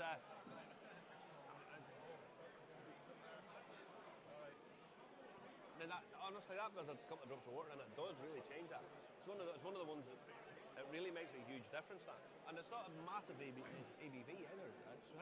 Yes, Justin, how are we, son? How do you think of Shanky's Whip? I've tried it before. No, you haven't. You have. I know, because you've tried something very similar. Right? Yes. But not it? And I'm not going to say what it is, but you came to my house and I let you taste something, and you went, "Oh, that was absolutely delicious." Yes. And I give you the bottle to take with you. Oh, right, okay. Something similar. But it wasn't Shanky's Whip. Okay, right. I'm not going to say what it is, but I'll tell you later. Good, okay. But, yeah. Listen, please comment, like, and share. Spread the word about Clackmannanshire Whisky Festival. This is our second year here. We are Irish Whisky Review. We're normally live at 10 p.m. at Saturday nights. There's the thing there.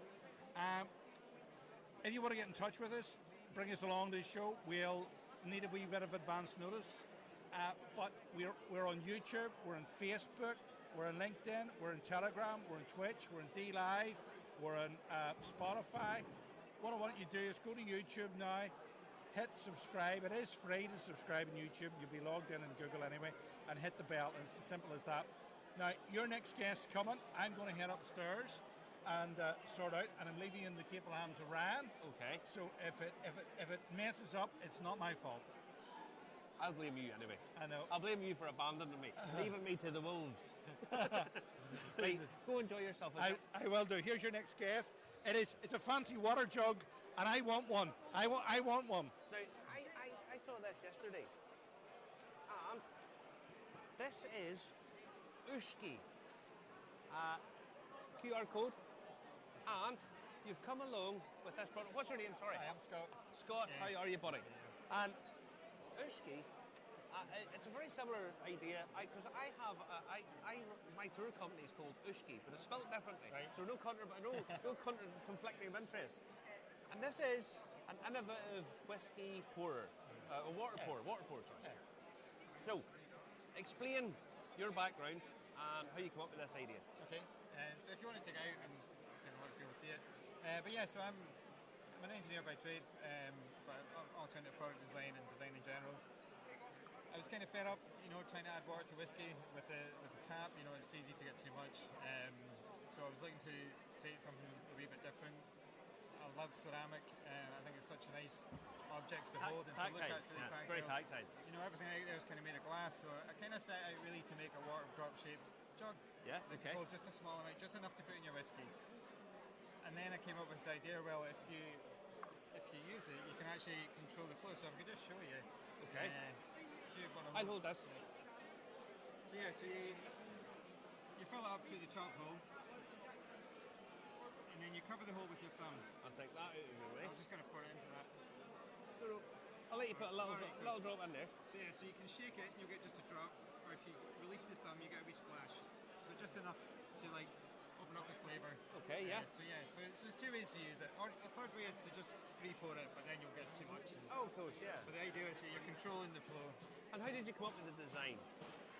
Because it's quite ergonomic. It's quite tactile. Yeah, like I say, I was just inspired by the water drop itself. I just kind of wanted it to look visually pleasing. You're not drinking whiskey every hour of the day. Most of the time it's going to be sitting on your shelf. So I wanted it to kind of look nice when I was doing that. So, And it does look like it's quite nice. And the box comes in quite pleasant too. It's a nice little design. Yeah, so the branding's kind of speaking to the idea of it being a whiskey product. You've got your sort of tube, which kind of reminds you of like a wee bottle. Yeah. And how did you come up with the name Whisky? So Whisky is the Gaelic word for water, or Ushka is kind of how it's pronounced. Whiskey is obviously Ushka beer, so it kind of made sense to me to use that word. I went with a sort of more phonetic spelling and used a Y in the end just to kind of make it look kind of nice and appealing. Do you want to know how I come up with the word? Because I traced this back. I've done a bit of research on the etymology of the word whiskey, and everybody knows it comes from Ushkaba. Yeah. But it didn't just go from Ushkaba just to straight whiskey. And what happened was it went from Ushkaba to people just dropped the ba bit, and it just became Ushki. And then it went from Ushki to Whisky. And then it went from Whisky to whiskey. That was how it was anglicised. So it's actually, you've sort of stumbled on something that was actually a transformative word, But yeah. So obviously with its origins in water, it's a device for adding water, plus its links to whiskey, so it's, it kind of ties the two together quite nicely. So it kind of seemed like an obvious choice to me. But and how well are you getting received with this? Because really good feedback actually. Both people who use it, I've had at the whiskey tastings here, I've had a lot of people really enjoying using it. Also, I've got it in a number of shops around the country as well, so a lot of positive feedback from them, both in terms of how it looks, but also how much fun it is to use. It's something a wee bit different. It is, and it's just one of those things. People like having accessories, and it's I'll tell you what it's like. People like giving gifts. Exactly, and it's a sort of nice thing to give to a whiskey guy. Especially with the gift box. I also have a gift set as well where you can get a small block of wood. But yeah, it's perfect for the gift market. A lot of people have been buying it for other people. They're always seeing it and going, well, I don't drink the whiskey myself, or I don't take water in it myself, but I know a man who does, or a woman who does, and I'll buy it for them. And how much is one of these? So it retails at £28. So yeah, it's a handmade. They're all handmade, so they're all a little bit different. You make them yourself? I don't have the skills to make them myself, but I found the design. I designed it, and I found a good ceramicist to make them. So yeah, but they are all handmade in porcelain. So it's a it's a slow process when each one has to be finished by hand, and so so it's £28. So it's lovely. It really is. It's like the presentation. I really like the presentation, and I mean, you're a whiskey drinker yourself, aren't you? I am, yeah. I do like a whiskey. What style of whiskey do you like yourself? I don't like one that's too heavy with the peat and the smoke. Well, when I say that, actually, I do like them, but I find they talk back to me a lot. So I like to go with more of a milder one. One of my favourites is the Bunnahabhain. Now I can't remember the word because it's in Gaelic, but it's the one that's about Storador. The one, the guy that steers the ships. It might be that. Actually. Yeah. I love that one. Yeah. Yeah, that's a nice, easy drink. And Aberfeldy as well. I like that one. I also got married in Aberfeldy, so there's a nice one there. So. That's a perfect synergy there. Yeah. The show, I mean, it sort of seems to have quieted down a little bit. I think people have probably got a couple of drinks in them. At the start of the day, it was a bit just manic. How have you been finding the show? It's been really great, just kind of meeting everybody, and I mean, a lot of people obviously here to taste the whiskies, and it's great hearing about that. There's some amazing independent bottlers here as well. Oh yeah. So it's been great, kind of myself going around speaking to them all, trying something that I've not tried before, and just letting people know about the product, kind of showing them it, because a lot of the time, because it is something new, a lot of people don't instantly know what it is or what it does. So it's good to get the chance to kind of share that with people. And how long have you been on the market? Just about a year. So I think it was last May when I put it on the market. It's been a long time in development, but it was just a year since I've been selling it. I mean, to bring something like this to the market, I'm spilling water all over myself because I'm shaking that about. To bring something like this to the market, obviously you have to patent the design, or you have to you have to get all through all that. It's above and beyond the actual design process. And how did you find all that? Is that something you're au fait with? Well, my background's in engineering and sort of designing products, so I kind of knew about like working with suppliers and the sort of IP process and things like that, and I had a few contacts in that area already, so I was able to do a lot of that myself, which was quite saving me a wee bit of money in this. When you're starting a business, that's like a big deal. But I also had some contacts who I could get some advice from where needed. So I mean, it kind of took me a number of years to realise that I had everything in place to be able to take it forward, and it took me a while to find a good supplier as well to work with, who could make it, because it is quite a complex shape. I'm sort of thinking of it's handmade. Yeah, so it's handmade in a mould. It's called slip cast. You pour in the liquid clay, and then you let it set. It gives you the wall thickness, and then you pull it out. But then all the holes have to be hand finished, and all the seams have to be sort of polished off before it's then glazed. So, my girlfriend used to do pottery, and she did all the glazing and all that kind of stuff. And it's interesting. I've never done it myself, but I always thought, I'd like to do that. But it's nice that you've done it out of ceramic, because ceramic, there's a warmth to ceramic you don't get with glass. Exactly, you know, and that's sort of, it's like an egg. That's what it's like. It's like because of the shape of it as well, it just fits so nicely in the palm of the hand.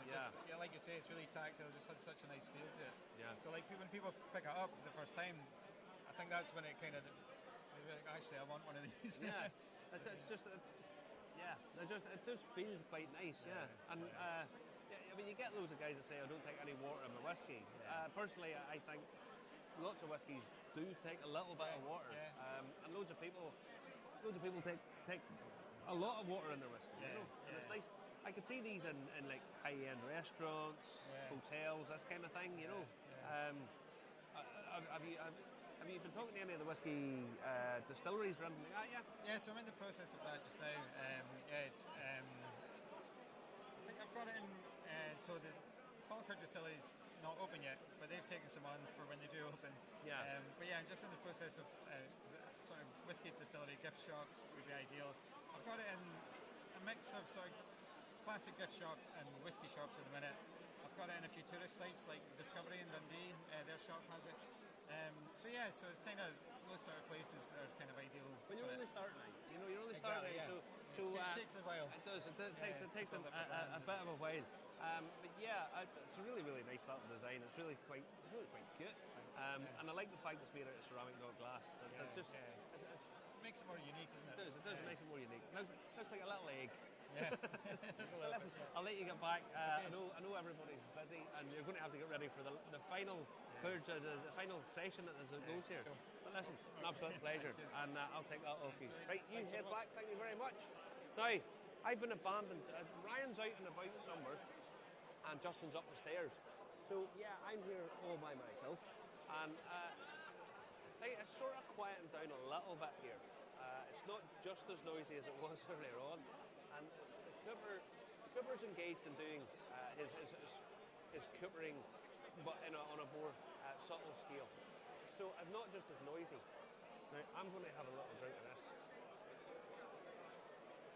and then I'm going to grab somebody here for a wee second for a quick interview of my own. Now, I've got a tray of stuff coming in to me here. And, so just bear with me. I have a tray. What? You have a tray of drinks. Tray of drinks? I have strawberry whiskey liqueur. Sorry, I'll say that again. A strawberry whiskey liqueur. Now, created by John Smith, the ex-master blender at Clackmannanshire. I'll give you the microphone. Right, okay. And you can tell, right, what am I doing here? So the first time we nose it, so you nose it straight away on its own, you'll get whiskey and strawberry. So smell it straight away, whiskey and strawberry, then take it away and nose it again. Take it away, nose it. Listen, this is cocktails, I don't do cocktails. So three-stage journey. So when you nose it again, you'll start to get an almond or a marzipan or a cherry Absolutely, baked absolutely. But there's no almond or marzipan in it. So there's your first surprise. So then when you taste it, you're going to get whiskey first. So hang on. So you'll get whiskey first, but that goes very quickly. Then some strawberry, then a big kick of vanilla, then this almond or marzipan taste coming through. The warming effect of whiskey, sweet without being sickly sweet. So this is stage 2 over ice. So it doesn't change on the nose, but it will change on the palate. It doesn't change on the nose. So you still get this almondy marzipan. Almondy marzipan, yes. When you try it, you'll see a big difference. So the whiskey becomes a lot creamier. You'll get more like ice cream. strawberry and less almond. So that's the way we recommend to drink it. But to finish your journey, I'm going to make you one of our cocktails, the Perfect Serve, which just has some fresh lime juice and ginger ale in it. So fresh lime juice and ginger ale? Ginger ale. And it is this top cocktail on the card, the Perfect Serve. So very refreshing. Oh, that's nice, aye. So yeah, that's the That's third lovely. to drink it, excuse me. There's another cocktail underneath. The website has another 4 cocktails. I'm going to set this tray down a You little set the second. tray down, we don't need that anymore. Don't need the now. tray anymore. Bear with me.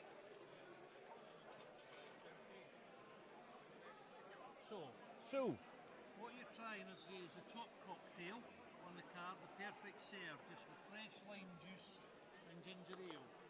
There's another cocktail underneath. A Fraser Royale. Fraser Royale, yeah. There's also what's the Perfect Serve, and you can do an old-fashioned with it as well. So we've got 19 different cocktails that you can make using our liqueur. But the secret is it's not as heavily syruped as most liqueurs. So it's sweet Right. without being sickly sweet. Good. So Because that's what honestly, we've done.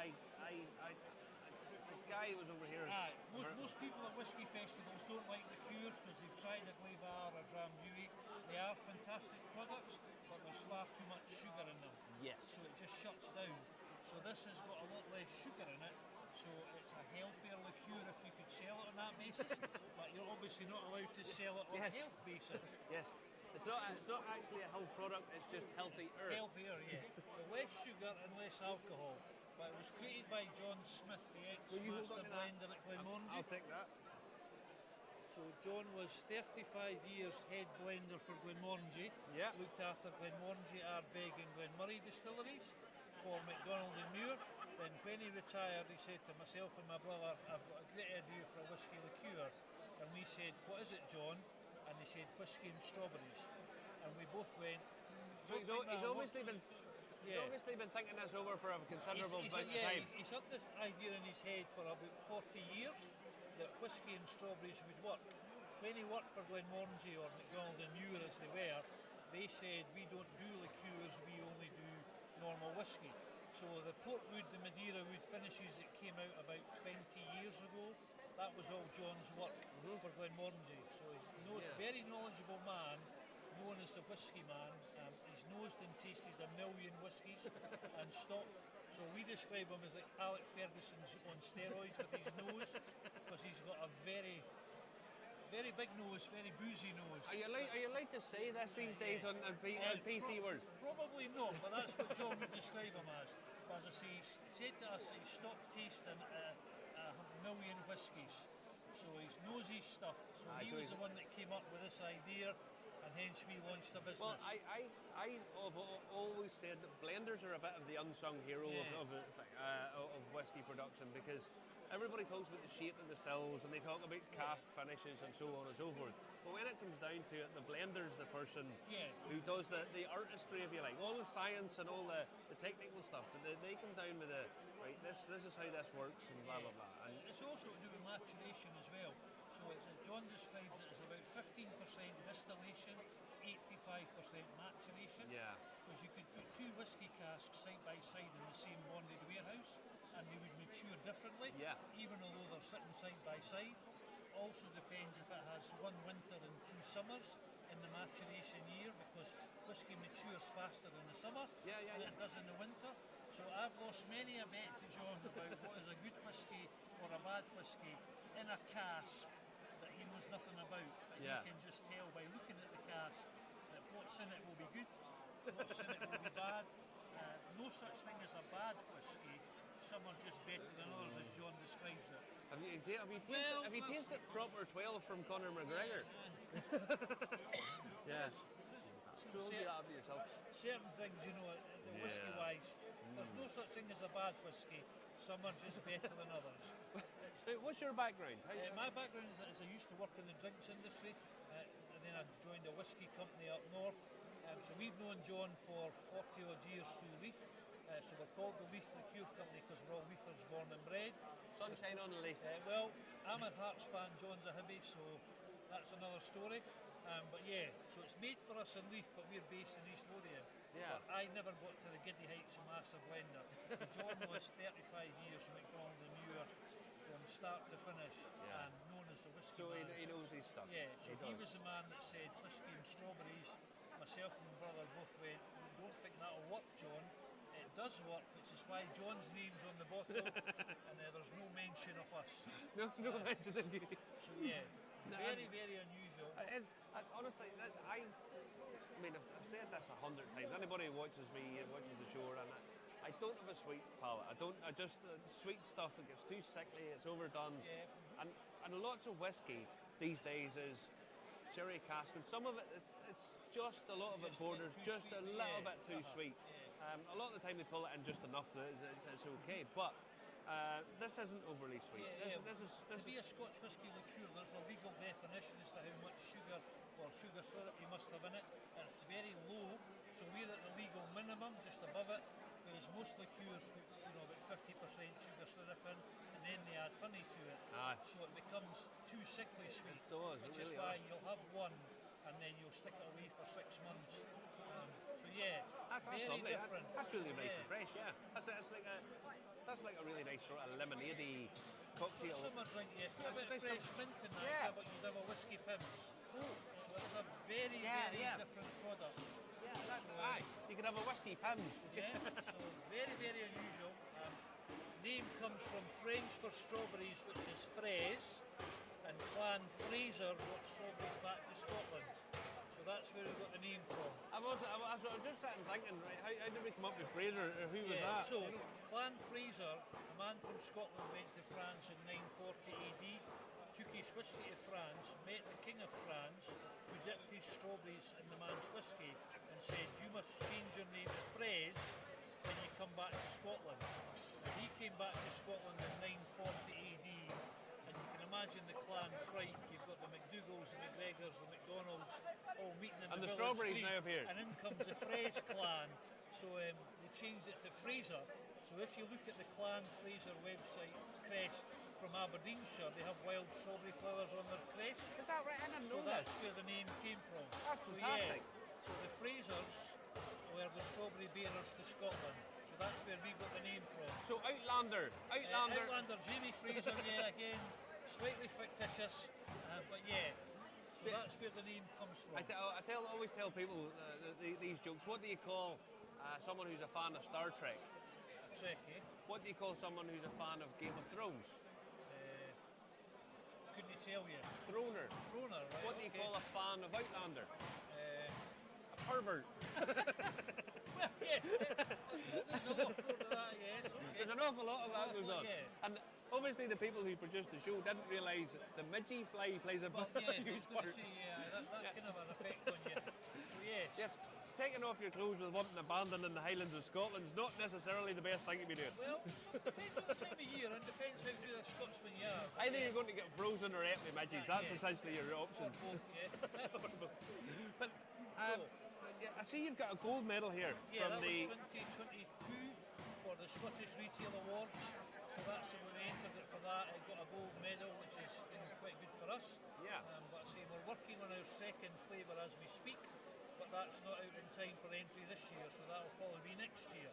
And give us a clue. Is it another liqueur? It's another whiskey-based liqueur, whiskey and another very strange combination. So it will be something, if you think whiskey and strawberries is a bit weird, wait till you try number 2. But that will be about 4 to 6 months away. Yeah. All to do with logistics. And if it's steeping in deep fried Mars bars or something? No Mars bars, nothing different. So yeah, so look out for Fraser number 2 in about 2 to 3 months. Honestly, this is not cloying, it's not syrupy, it's not on it. It's sweet without being sickly. So, yeah, it's fruit sweet. Yeah, it's really you could nice have fruit. 2 or 3 drams with ice on a Tuesday night quite easily, whereas you couldn't normally drink 2 or 3 liqueurs on the bounce. Well, put it like that's the heat wave last year. You're bound to be hoping for a heat wave. This would really be working well. It certainly works whenever we go. But whenever you said, as soon as you said whiskey pims, you know, a bit of fresh mint in it, you've got a whiskey pims. That is pretty much what that would nicer be. Than pims, but pims obviously being the market leader has got, everyone goes for these market leaders. I actually really like this because it's fresh. It's more like a nice sort of easy drink and freshly squeezed. It also refreshes your palate. Events like this, it refreshes your palate. Once you've had 5 or 6 drams, some heavily peated whiskies, your palate can be a bit washed out. It does, yeah. So we tend to get the visitors will come and have, a wee Fraser Perfect Serve cocktail just to refresh their palate. And then start again, as you say. Start again. And it's 27.5%, so it's a bit mid-strain, but the secret is it's got a lot less sugar or sugar syrup absolutely. in it, and that's the difference. And I try and tell this to people that after World War II, that's when really industrialisation really took hold in farming, and everything became about yield. And yield became a thing, and flavour kind of dropped away. And to compensate for that, everything gets sweeter. So everybody's palate has become conditioned to becoming sweeter and sweeter and sweeter and sweeter. And it's now why, everything gets added sugar. Well, again, it's a health conscience now about trying to cut down. And cutting down. Yeah, so this has got less sugar and less alcohol, but we're just not allowed to sell it on that basis. Yes. So should you be a whiskey fan and on a health treat? If you want a liqueur, it is very different than most of the stuff that I've tasted before. This is one to have. It's very light and fresh, and it's nice to see people doing something different in the whiskey industry. I mean, there's so much innovation, but the liqueurs are a different market. Yeah, it's a different market. It's about 1% of the whiskey market, so that's why there's a lot less. The thing about it is a lot of them. But then it's the 1% of the worldwide Scotch whisky market or whiskey market. Yeah, you can do all right out of that. It's still a big market. But the other thing is, it's a market that probably shrinks quite a lot because there's people like myself that don't really like the glue. And that's essentially what you get. You get that sweet, and whenever you get it in your fingers, it sticks. It's just right. I don't like any of that. But this is not like that. It's not sugary. It's not sugary. Welcome to the Fraser family, and hopefully you will join us on our next journey in a couple of months. Well, put it like this. Let me know. Definitely let us know what the next one is, because I really am interested. I will do, yeah, but at the moment I don't want to give too much away. But it's a very unusual combination, and John knows his stuff. Oh, well, put it like this. I'm always in awe of people who have spent 40, 30, 40 years in an industry. They know their stuff. I mean, these are the guys who are the jet fighter pilots versus the guy who's learning how to run and flap his arms. Who packs the cases at the bottom. Yeah, so thank you very much for letting me speak to you. I'll let you get back and you do your thing, and I'll give you that. Your tray's over there, and I'll speak to you later on. Okay, thank you very much. Yeah. So honestly, try that liqueur. That is a very, very different style of liqueur. Most of them are like, they're like treacle. There's that much sugar in them, but that's not what that's like. That's really, really fresh and invigorating. And on a summer's day, last summer, I wish I'd have had some of that I could have dished out to some of the guys that I had up in Edinburgh Castle. I took guys up to Edinburgh Castle last year and in the middle of a heat wave, and they were absolutely roasted. And this would have been an absolute fantastic. Really, really fresh, really fresh. That's lovely. That is lovely. So yeah, check that out, and it'll be interesting to see what the next flavour is. It's in Scotland, so God alone knows. God alone knows. Who's up next, Ryan? We have a new guest. Cardrona. Come in and speak to us. This is from another one of the New World Whisky regions. Whisky is such an international product, right? And these guys are from, well, down under really, Antipodean. Yeah, nice and south. Central Otago between Queenstown and Wanaka. So Central Otago between Queenstown and Wanaka. We're a family-owned and operated, female-led distillery. We are the Cardrona distillery from the Cardrona Valley in the Southern Alps, in the Crown Ranges there as well. In New Zealand? In New Zealand. Now, my girlfriend is booked to go to New Zealand later on this year, and she said it's been her dream destination to go. New Zealand looks like paradise. Oh, it's fantastic. And I mean, it's one of those places. It's not necessarily registered the whiskey down there, but they make wine, they drink beer. Absolutely. Why not? We get this a lot where people they get very surprised. They go, New Zealand, wow, I didn't know you guys were making whiskey. But truth be told is not just whiskey. I mean, I've got some of our single malt vodka there as well, but we'll definitely have a little chat about. But if you look at the sort of topography of New Zealand, and you look at how the UK is as well, it's a bit like an upside-down UK. So we've got the mountainous, more rugged regions in the south, and the warmer, more tropical area at the north. So where we are down in the south, in the kind of the shadow of the Southern Alps there, a bit of a rain shadow too. It's a very arid atmosphere. Okay. So a lot of our moisture is actually coming from the mountains. So as the snow melts down, it collects in aquifers underneath, and that's where we get our alpine water from the wells out the back. So you get the sunshine and the water. Absolutely. We get these big bellowing winds through as well, so it kind of pushes all the rain. That strengthens everything. Absolutely. So we do find in our cask as the time is going on, especially in sort of our I think smaller, but our 200-litre bourbon casks. Some of the ABV on that will be shooting up. Then the 500-litre sherry butts are starting to drop down a bit. So what I've got here is our Solera, which is our kind of our most balanced expression, I suppose. But at the moment, as a young distillery, we've just turned 7 in November. So again, we're definitely on our journey on the way. Built in 2015, first cask laid November 5th of the same year. Now, what I've got for you right there, this is the growing wing. So, for us, the kind of the story, the narrative of the whiskey, so to speak, is following that of the New Zealand Falcon. So the story kind of goes, it's a bit of a fun one, but as the stills were being lowered into the still house, New Zealand Falcon actually landed on the crane, and we took that as a bit of a fun omen to kind of give us a nod back to the landscape that we rely on so heavily. So we followed that. So we had the Just Hatched, which was our 3-year, and what we've got is the 5-year, the Growing Wings there. Coming later in the year, we've got the Full Flight, which are 7. Oh, cool. As a distillery, we didn't set out to create these young whiskies. Of course, we were aiming for that 10-year-old. That have to keep the lights signature, on. Absolutely. We do have some white spirits as well as a distillery. It's a single malt distillery. We produce across the board. So vodka, gin, seasonal liqueurs, all from malted barley. It all gets the same mill, mash, wash, ferment, everything up to that point of distillation. As we had the white spirit set up to kind of carry us through until we reached that 10-year. But as the distilling community worldwide heard about what was going on, if you've got a small distillery in the centre of Otago with Forsyth and Road stills using single malt to create whiskey, people are going to come knocking on the door and ask to see what's happening in those casks. And essentially what happened was, as people tried things, the consensus was, can you release that, please? And we were like, it wasn't really the plan, but as we kind of looked at what had been done in the past, we took heed from that and thought we'd love to get people to see what was happening in those casks on that journey to the 10. So the 3 we found was far lighter, a bit more bourbon forward. Now what we've got here in the growing wings, the 5-year, a bit more of a sherry influence in there as well, but it's still very balanced. It's natural cask strength, so 64. I put that up to my nose and I went, hello. Hang on. It's 64.6. Yes. Yes. So it's quite punchy. Absolutely. It's going to require a little bit of water. Yes, definitely suggested. The colour, it's quite light in colour. Yep. And this is bourbon and sherry. Bourbon sherry.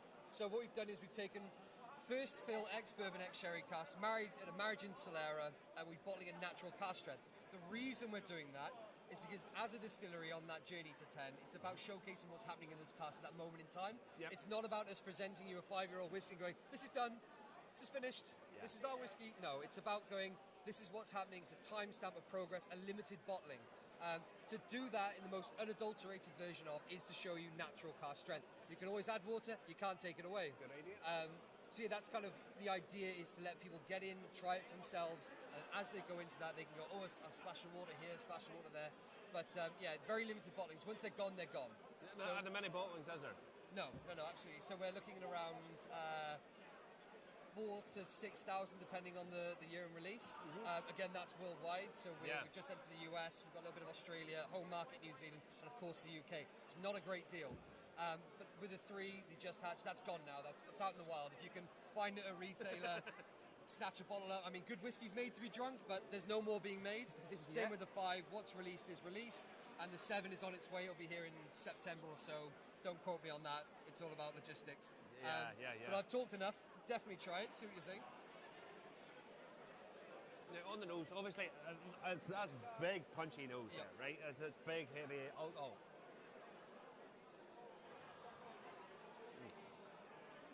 There's no water in it, but already I'm getting lots of wood influences there, and then coming through is the wine just slightly after it, and the wine's coming through on a sort of very fresh fruity note coming through. I'm going to put water in it because and it changes wonderfully when the water comes in. 60 brands away with the water. Hang on.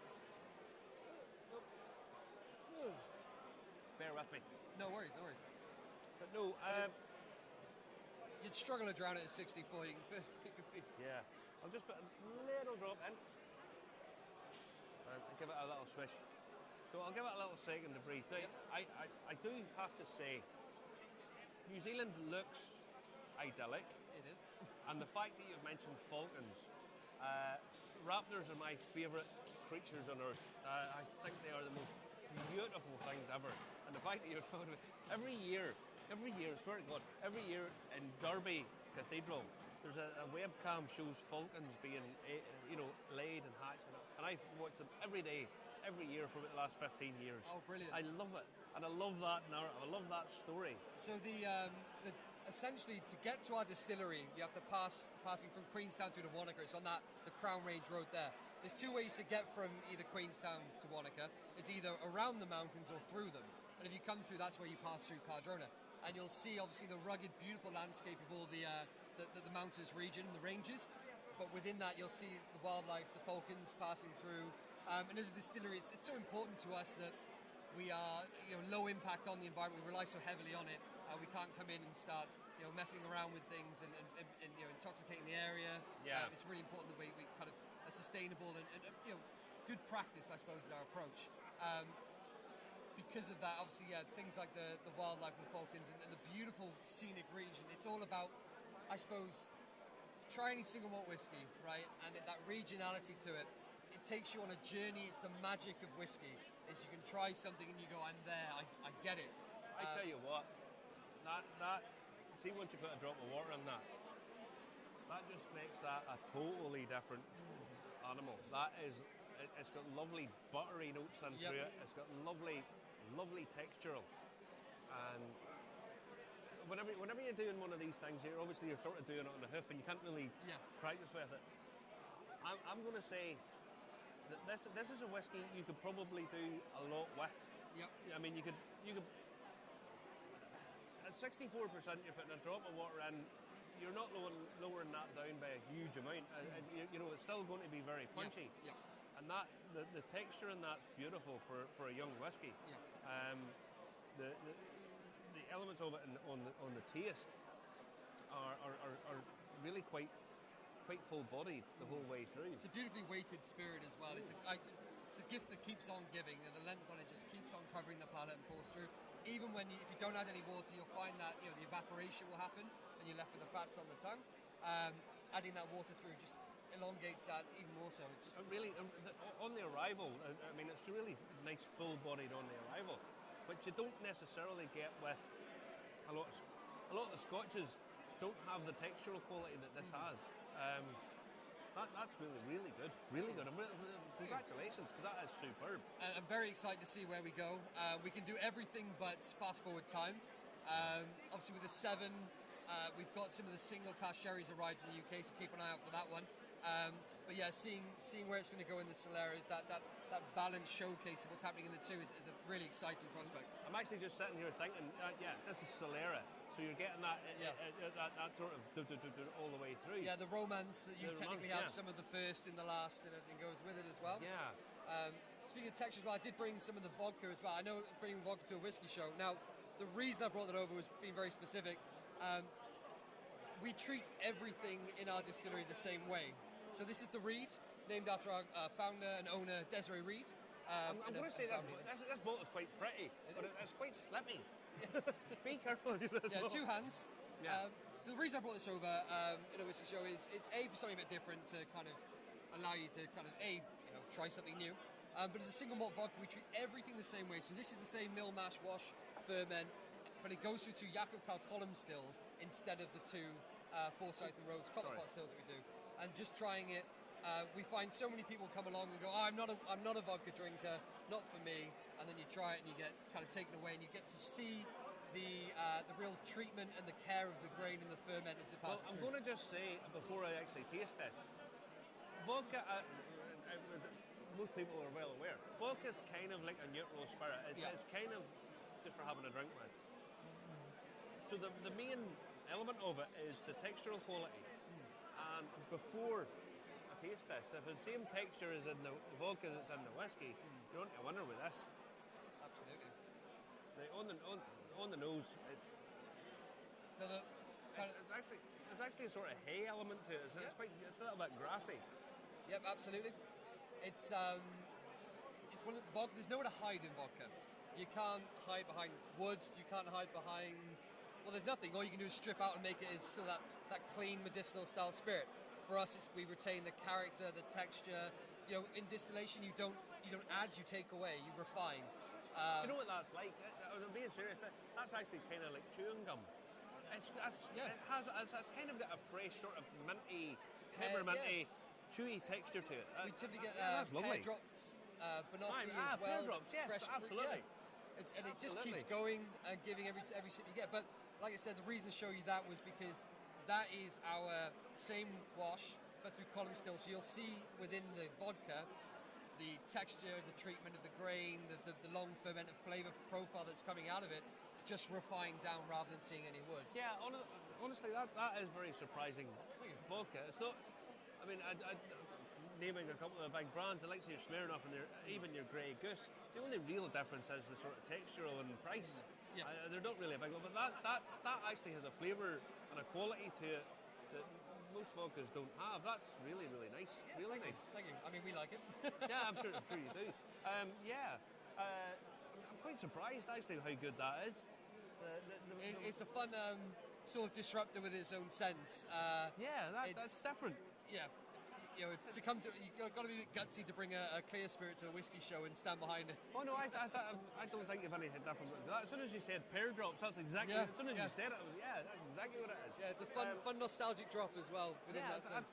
That's really good. Really good. And the whiskey what wine. What price is that? So that is retailing at 57 at the moment.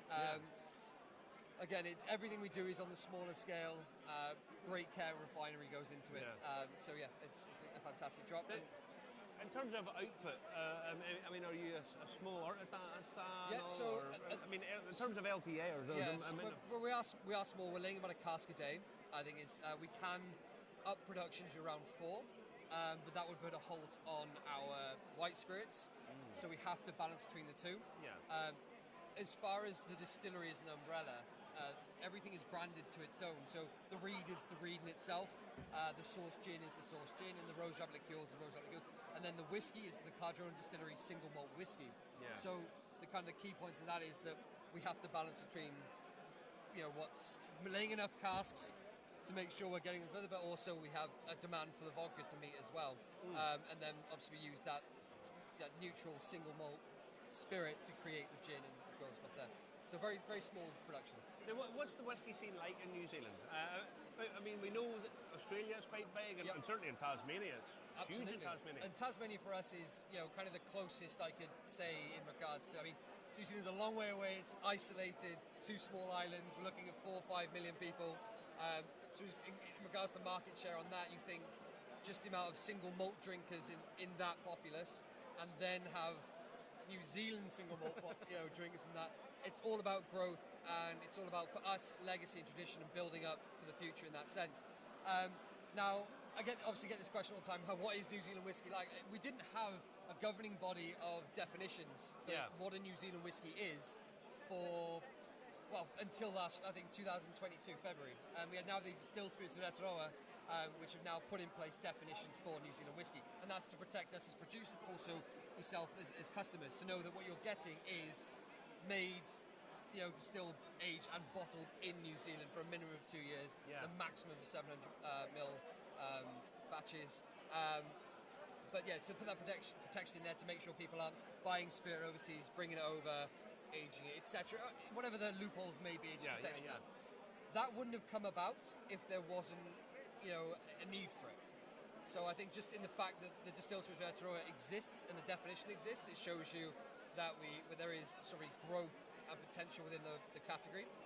We have the New World Whiskey category itself is growing exponentially. It really is. I mean, you talk about how even just Scottish single malt whiskey is growing year on year on year. Within that, the little arm that is New World is also, we've got guys like Amrut, Bull John, we've got... I mentioned them earlier on, I was talking about Amrut. Absolutely, and then I think what the fun of New World whiskey is the fact that you can take something that is produced essentially the same way, put it in a different climate and a different environment, and see the difference within that.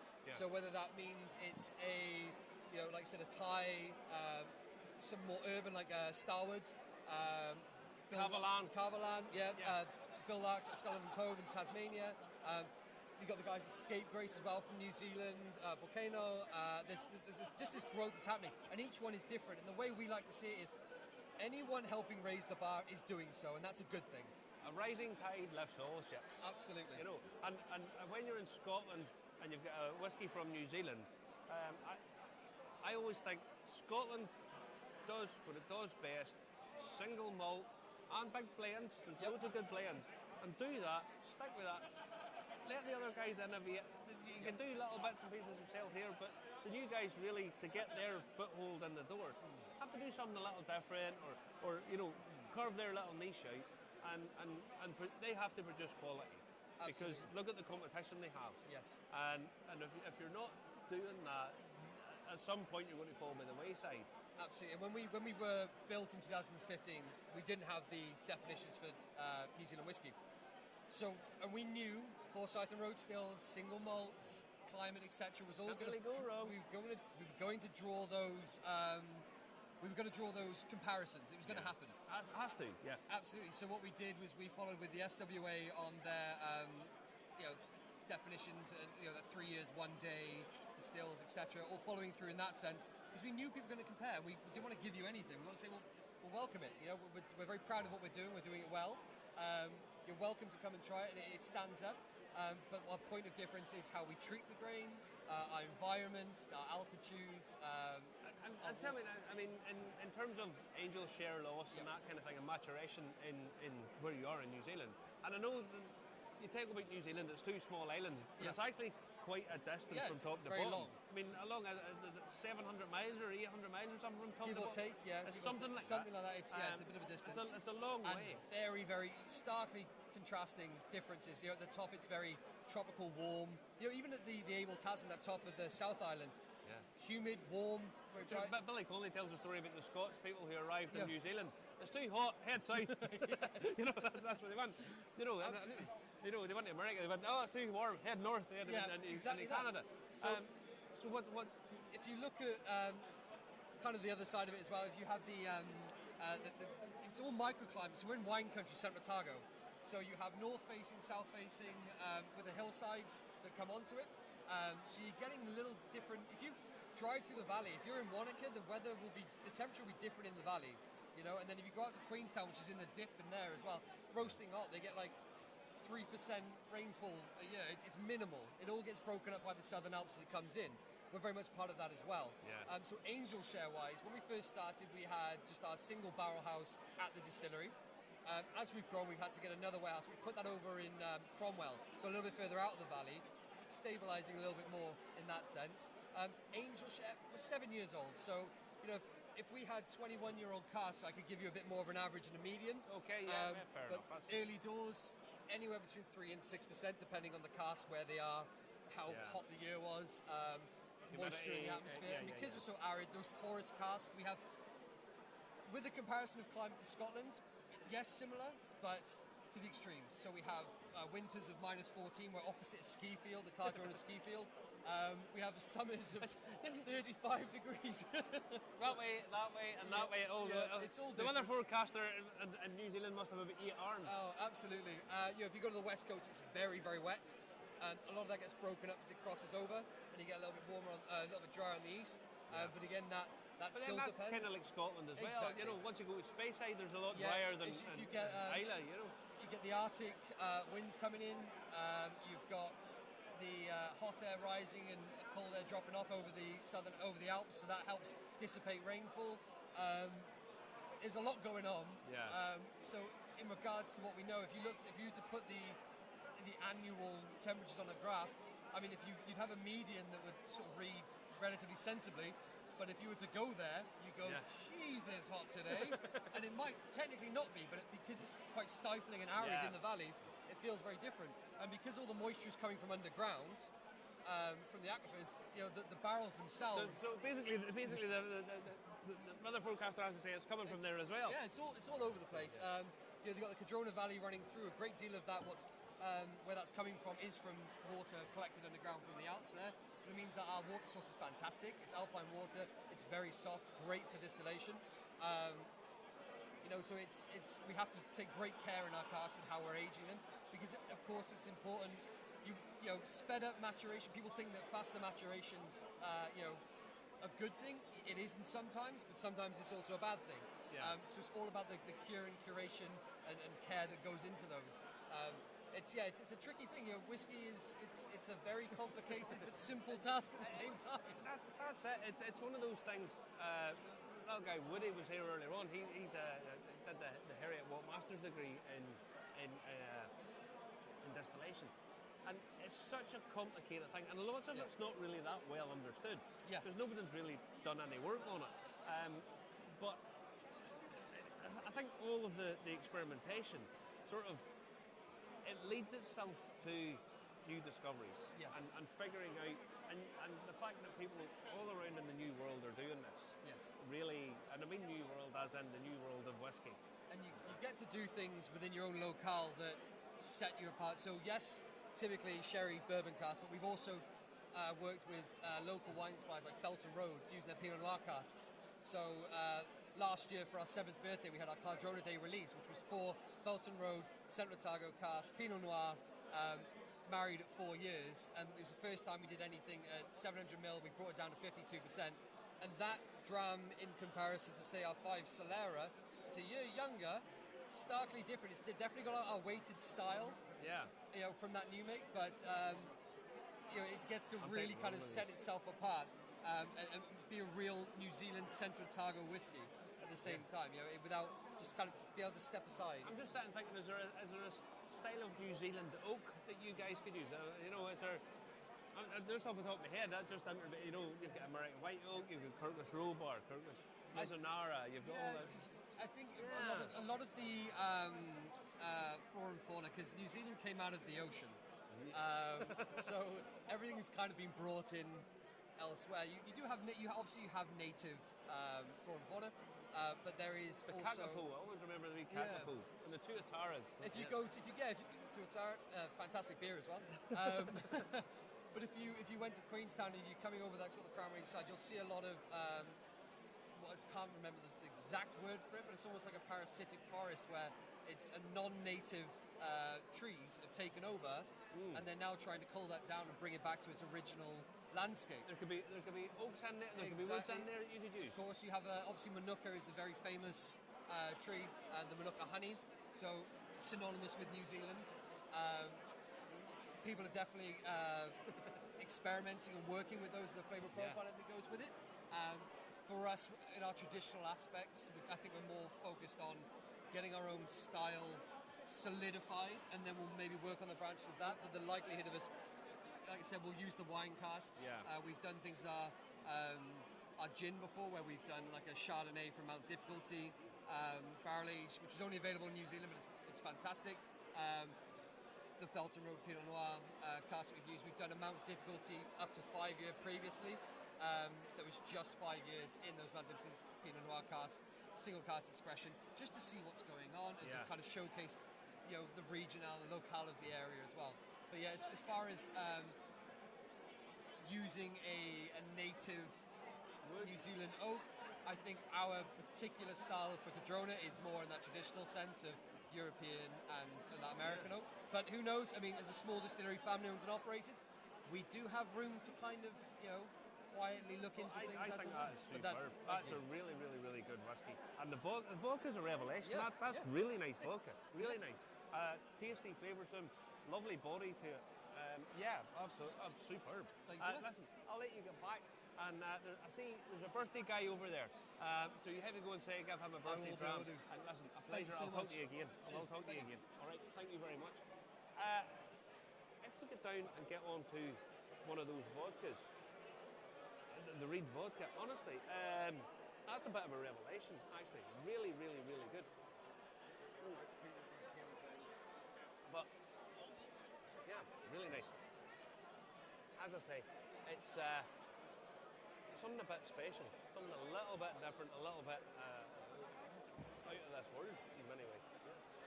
So, yeah, now we're going to be doing an evening session. So, we are going to be doing a couple more bits and pieces.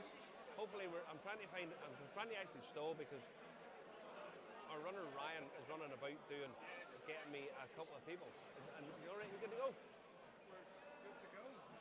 We have a fellow tour guide. Oh my good God! We've got a tour guide. Please, please, please forgive us for bringing in another tour guide. How are you doing, my friend? Great, thanks. Yourself? I'm well. I've just been drinking New Zealand whiskey. Oh, that sounds nice. Whiskey from New Zealand, and I actually had an amazing vodka. Amazing vodka. I'll be going back there before the day's over, to be quite honest with you. I have no idea who you are. Who are you? Who are you from? Where are you from? What you do? I'm Chris from CGM Scotland. I'm a whiskey tour guide based in Elgin. So, mainly in Speyside, but I travel all around Scotland from Old Pulteney to Aloa to... All over the place. Like all of us tour guides, we're all over the place. Yeah. You book me, I will come. Yes, I like to say I prostitute myself to anyone who's willing to pay. I'm very, very much the same category. But we were talking to Glen Moray yesterday, and just about up around that part of the world. Yeah. I would find myself in Nairn quite a lot. Oh yeah, with beautiful place. It is a beautiful place. Yeah. We would stay up in the to call the hotel? The Charlie Chaplin Hotel. Oh, yeah. I know, you're from there and I stay there all the time. You know the one I mean. The Newton Hotel. Newton Hotel, look down, it's gorgeous. So that beautiful beach all the way around. Stunning. Sunniest place in the UK. It is. And some excellent restaurants there as well. Excellent restaurants and all of that kind of stuff. Now, in terms of doing tours. Yes. You do Speyside, Isla, all of that kind of thing. Yes, yeah.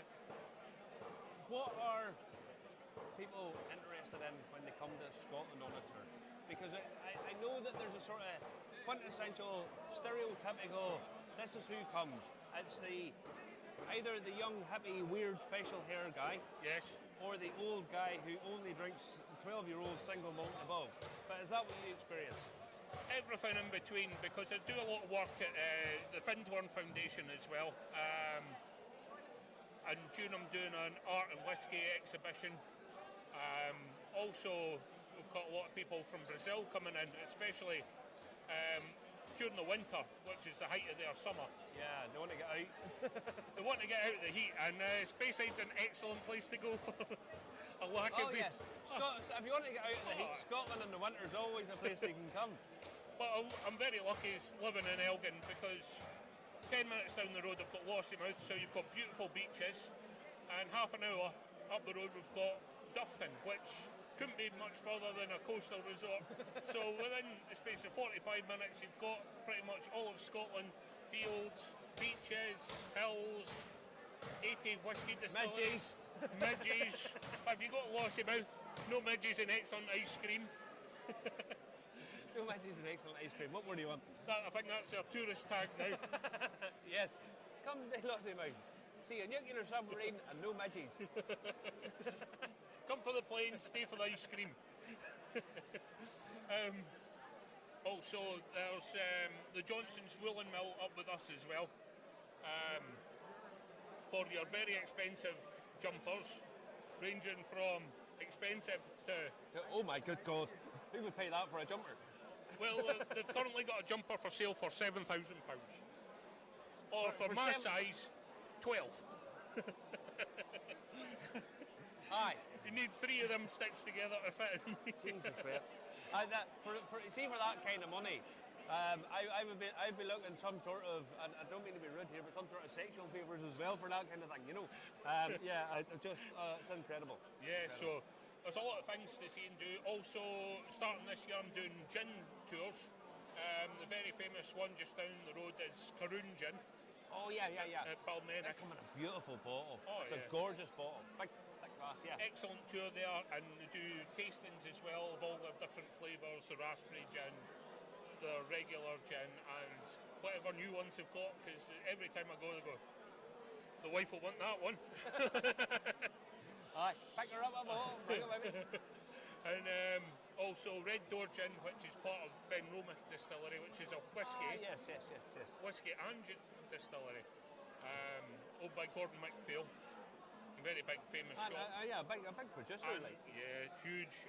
And that shop's currently closed for renovation. They're spending upwards of £1.5 million redeveloping the place, so that'll be interesting to the tail end of next year. There'll be a lot of, especially Americans and Japanese, have heard about this mysterious shop. So it brings in a lot of people, that shop. But I also know the little garages, my local garage also sells 25-year-old Macallan. Next to Glen Murray at £35. Aye. 25-year-old Macallan these days.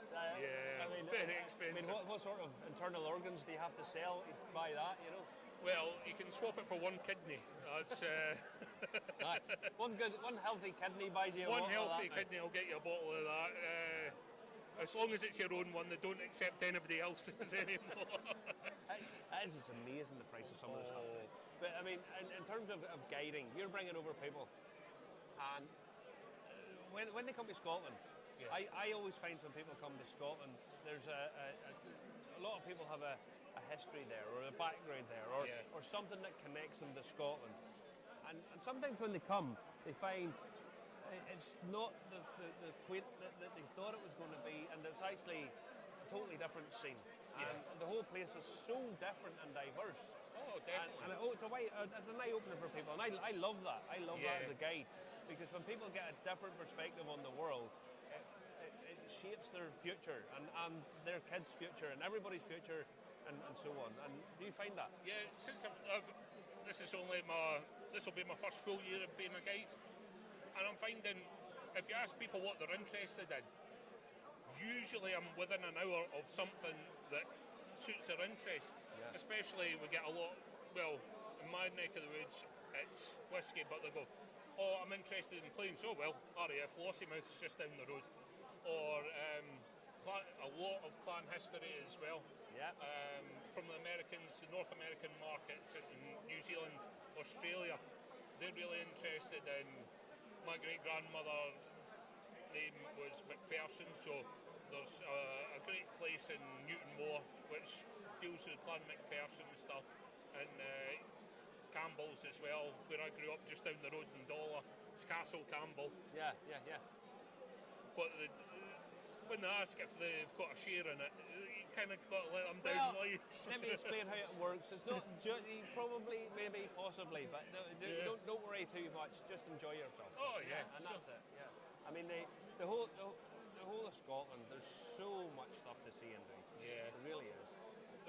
There's a lot of hidden places. Everyone goes to Glencoe, which is stunning, but just north of Creef's a beautiful place that I take a lot of my tourists to, is called the Sma Glen, between Aberfeldy and Glenturret, going north up to Aberfeldy and up to the A9. On a beautiful summer's day or a winter's day, it is stunning. It's like Glencoe in miniature. Also, the A9 is stunning on a good day, and terrifying on a bad day. Yeah, it really is. It can be. So, what do you think of the festival? This is actually the first festival I've You've never been to a Scottish man has never been to a whisky festival before? I've been to a whisky festival. I've been to many, but this is the first one I've actually had a stall in. Because previous to this, I was 16 years in construction. Good man. Doing mainly. You were working for a living. Yeah, people will argue that.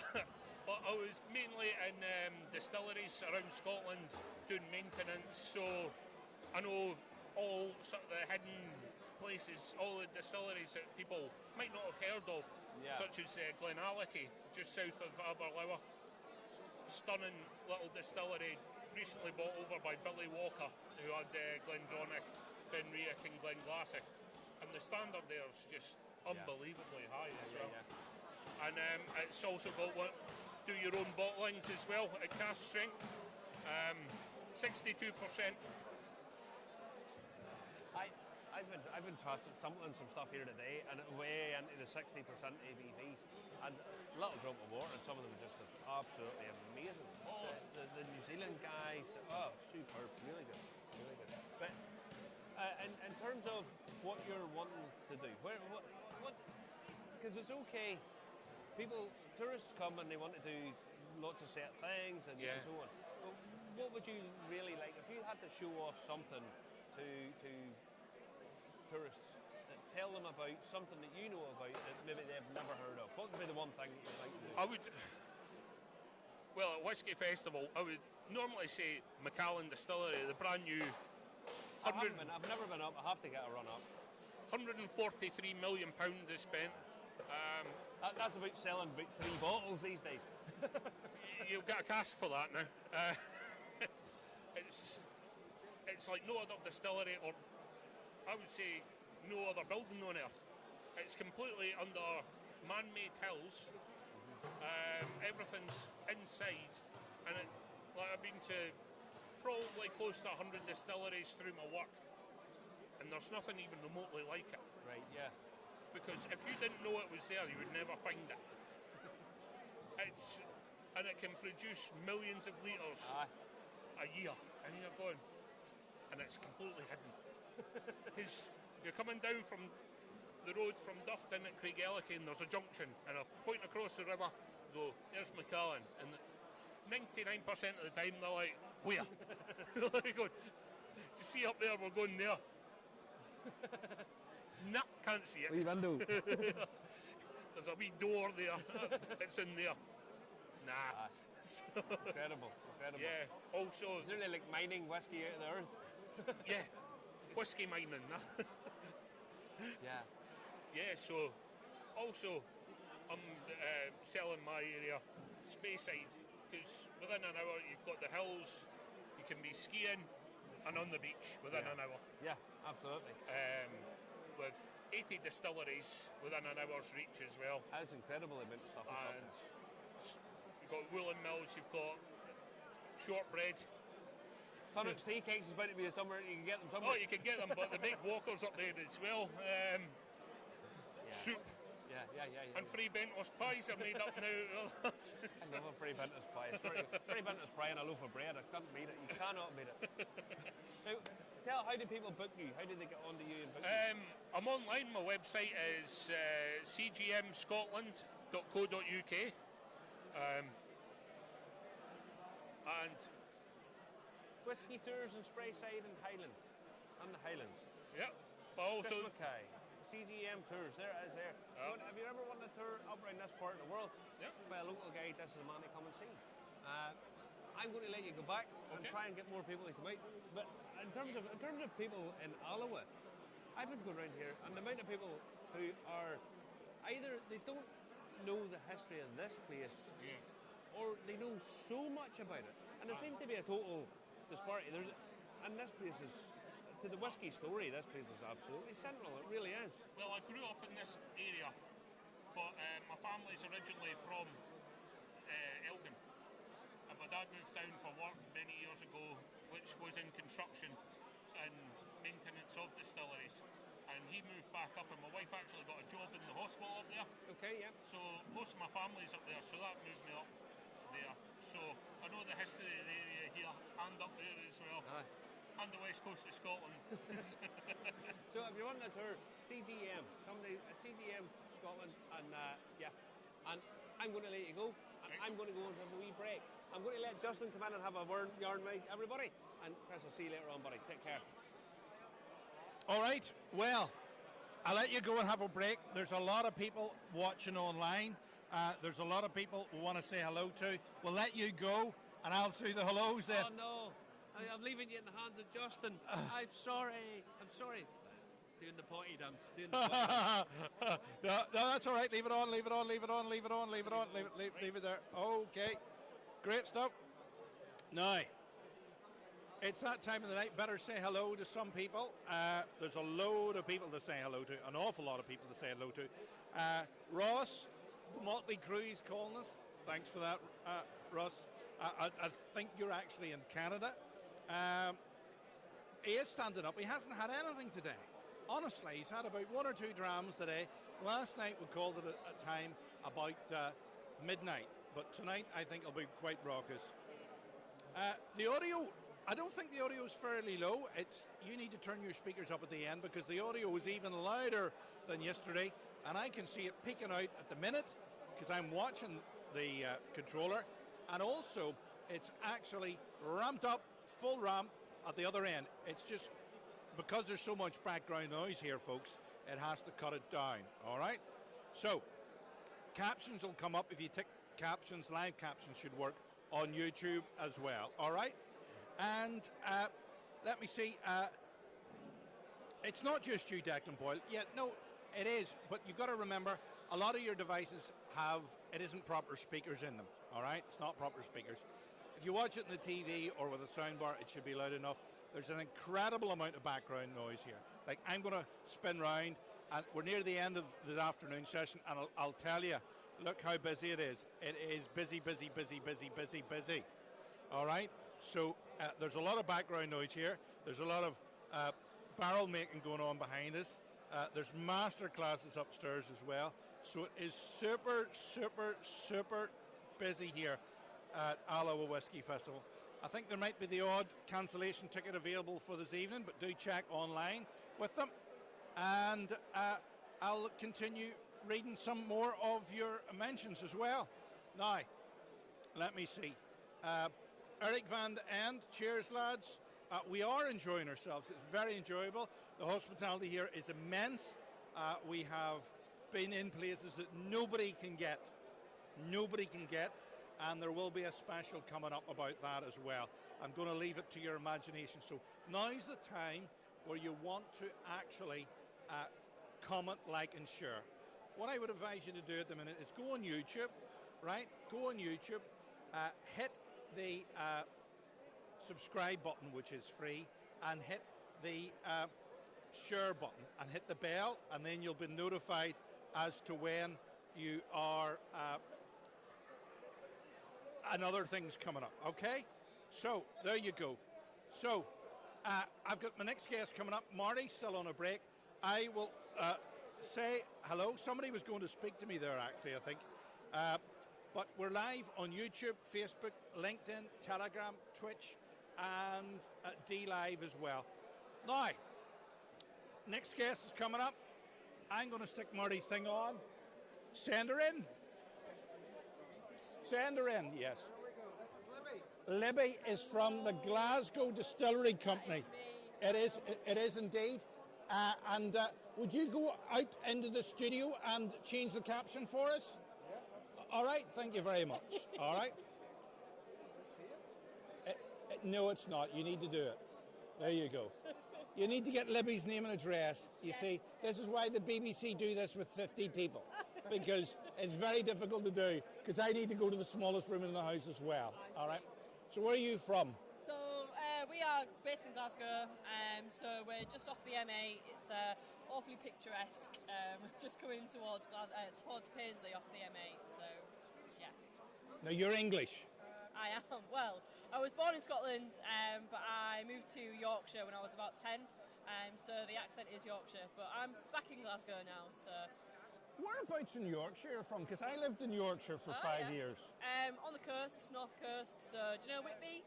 If you go down from Whitby, I was in Bridlington. So I know Bridlington very well. Yeah. As a matter of fact, I did a Judge Rinder story there in Bridlington. Oh, I was on. You can actually hear my voice. I'm interviewing somebody on Judge Rinder murder mysteries. So Google that, Judge Rinder murder mysteries. Actually, if you go in Internet Movie Database, I'm credited on Internet Movie Database. It's my first credit, even though I'm 25 years on and off the radio. So, listen, tell us about this lovely product. Okay, so this is Glasgow 1770, the original. This is our flagship whiskey, part of the 3 that's within our signature range. So the original starts off in a bourbon cask and goes into virgin oak for a finish. So it's kind of like a double wood sort of thing. The virgin oak that we use is quite heavily charred, so you're getting quite a lot of caramel spiciness from those casks. So yeah, it's I like to call it a whiskey drinker's whiskey. It's really light, it's really sweet, it's really fruity, but it does have a nice spice to it. When you're looking for something that's just a bit more, got a bit more about it, then this is great for that. Now, I want to ask you questions about Bridlington. What do you know about Bridlington? What movie was Bridlington in? Dad's Army.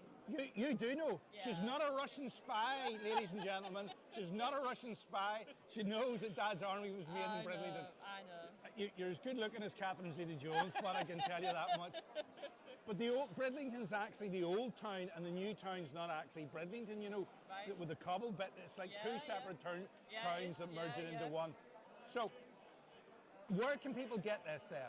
Okay, so a lot of our sales at the moment is overseas. This year we're really trying to grow throughout Scotland and the UK, but you can find it in all your specialists in Glasgow.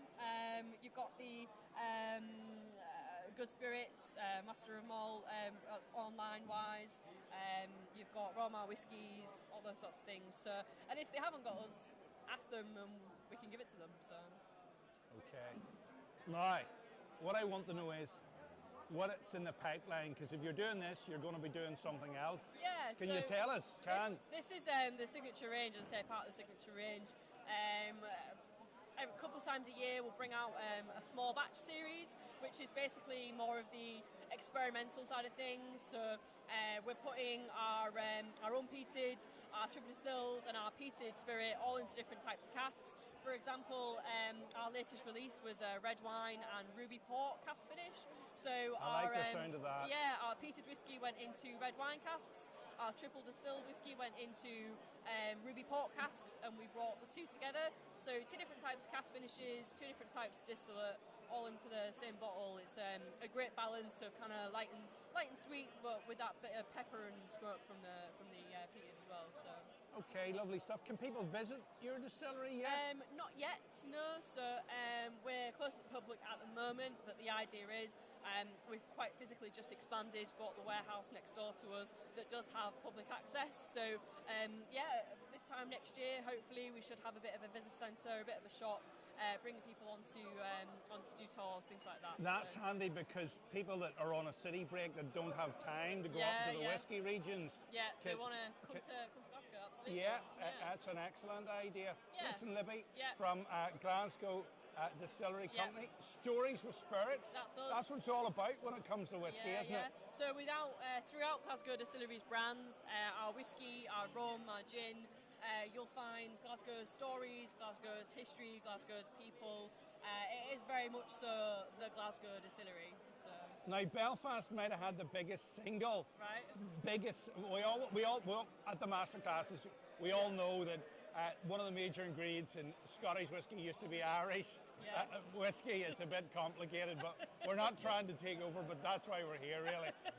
But you know where I'm coming from. But the shipyards in Glasgow were absolutely humongous. I mean, Belfast had the biggest single shipyard, but Harlan and Wolff even had a branch in Glasgow as well. So Glasgow, at a time, was the hub of Scotch whiskey making. You know, there was around 30 odd distilleries at one time in Glasgow.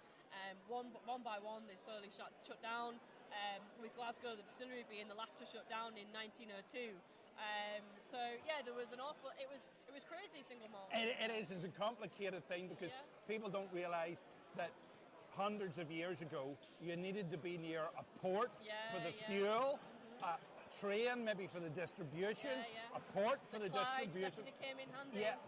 So it's not like you can have it up in the Highlands and have the gas pipeline all the way there installed especially for you, or the trucks coming. I mean, on Irish Whiskey Review, we've even interviewed people who were planning to send midget submarines from the islands to around the world, and eventually probably this will come into fruition with sort of low.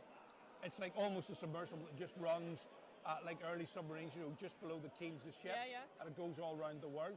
But listen, Libby, you've been really good sport, really knowledgeable about whiskey too. I put you to the test there. You know why I put you to the test? Because I know very little about whiskey. Marty's a whiskey guy. I'm usually the technical guy. But listen, thanks a lot for dropping in. Make sure you tag us up because we're on YouTube, we're on LinkedIn, we're on Telegram, we're on Twitch, we're on all the major platforms, Live. I was going to stop talking, but Marty's just walked away. So I've been left hanging. Listen, Libby, thanks a lot for coming. Catch you again soon. He's back in the room. Thank you. Where am I? Who am I doing? I tell you what, that girl there that I was talking to knew everything about the Glasgow industry and whiskey. Hi. Super duper knowledgeable girl. I'm sure. But I've noticed something here, Justin. I'm standing here chatting away all day. These big hairy men with facial hair and they're all talking to me. I pass off for 2 minutes and you end up with a nice woman. How does I don't know. Blame Ryan. Look at that. There's 2 nice women there, isn't there? Go and grab Serena there and bring her over a sec. Serena! Come on, you in. Right, we're going to do a bit of swapping. Justin's going to hook me up here and I get back into my position. There you go. Have a yarn. Oh, no, I feel you. Aye, you all right? Yeah, good. Running about again, good footwear again today, yes? Got the good old Converse on. So the first session's done. First Saturday session's done. First Saturday session done. Second Saturday session coming up. Coming up at 6 o'clock. We've got a couple of people that have a preview half hour, so they'll come in dondering about 5:30. And that just gives them a wee chance in the quiet, an opportunity to speak to our exhibitors and before the chaos commences. And then the last session. So this is the last session, 6 o'clock coming up. So we are looking at around about the same figure, maybe 20 people less. So we're looking at around 190 people. Yeah, so roughly another 200 players. It's I thought this afternoon session went well, actually. It was busy at one point as it came at in. the start, whenever we come in, and it was quite noisy, and then everybody sort of started to filter down, get a bit quieter as people started to have a little chat. You know, rather than walking around, blah, blah, blah, blah, all started to quieten down. And there's some of the, I got talking to some of the guys here, and some of the stuff I tasted was like, wow. Outstanding, The Fraser liqueurs, I want to like liqueurs. And most of the time I can't because they're so unbelievably sickeningly sweet. I mean, they make iron brew. It's even sort of like water, you know. But that was really, really good. Really pleasant, nice, fruity, lovely. The New Zealand guys, that was superb. It's outstanding, their stuff, actually. It's beautiful. I first tried the Cadrona Distillery liqueurs at another festival in Edinburgh, and it was a couple of years back, and I was just kind of playing about with whiskey, you know, so that really appealed to me, was the liqueurs, and I fell in love with them. They were lovely. But funnily enough, like you, the more I've kind of gotten into whiskey, the less I've taken a liking to liqueurs. Yeah. They're so unbelievably which I never sweet. thought I would ever say, but still, Cadrona, I've got a soft spot for their liqueurs. Yeah, I honestly, and their vodka, I thought. That's I've a not bloody tried nice. the vodka yet. Honestly, try it. It's lovely. It's actually quite textural and thick, and actually it's a bit of flavour to it. It's nice. Honestly. Awesome. I mean, it's now quieting down, and we're going to quieten down for the evening session. Yeah. So now everybody's just about to leave. Last pour was at 4. Bar in the festival shop, Robertson's at Pitlochry. They are finishing up at 4:15. We'll have a nice break, we'll chill, recoup, and we'll exactly, pizza time. I don't think I've eaten since yesterday afternoon, to be fair. I've certainly drank, not here. No, May I add, Mr. I Licensing Man, I've not been drinking here. Yes, I'm going to go and hydrate. I'm going to get a bite of something to eat, and then we're going to come back and I'm going to try and read up everybody else and get everybody else that we haven't got speaking to yet, because some people have been so busy, other people we just haven't. We've been talking all day. So yeah, I want to get some of the other guys Let's here. Let's do this. And we'll get everybody left up. Right, I'll let you get back and get finished up, and I'll speak to you later on, my darling. Hi. So evening session coming up, and we are going to be doing some more of the producers, some more of the stands that are here, and honestly, we're just getting finished up in the early session. Then it's going to be the evening session. So we're going to have a bit of a break now. We're going to go and get rehydrated. Justin's going to get another pizza because he likes pizza, and he's probably going to go and assault the chocolate man again, I would have thought. But we'll talk to you later on, guys. We're going to take a bit of a hiatus, and we'll get back to you soon. All right.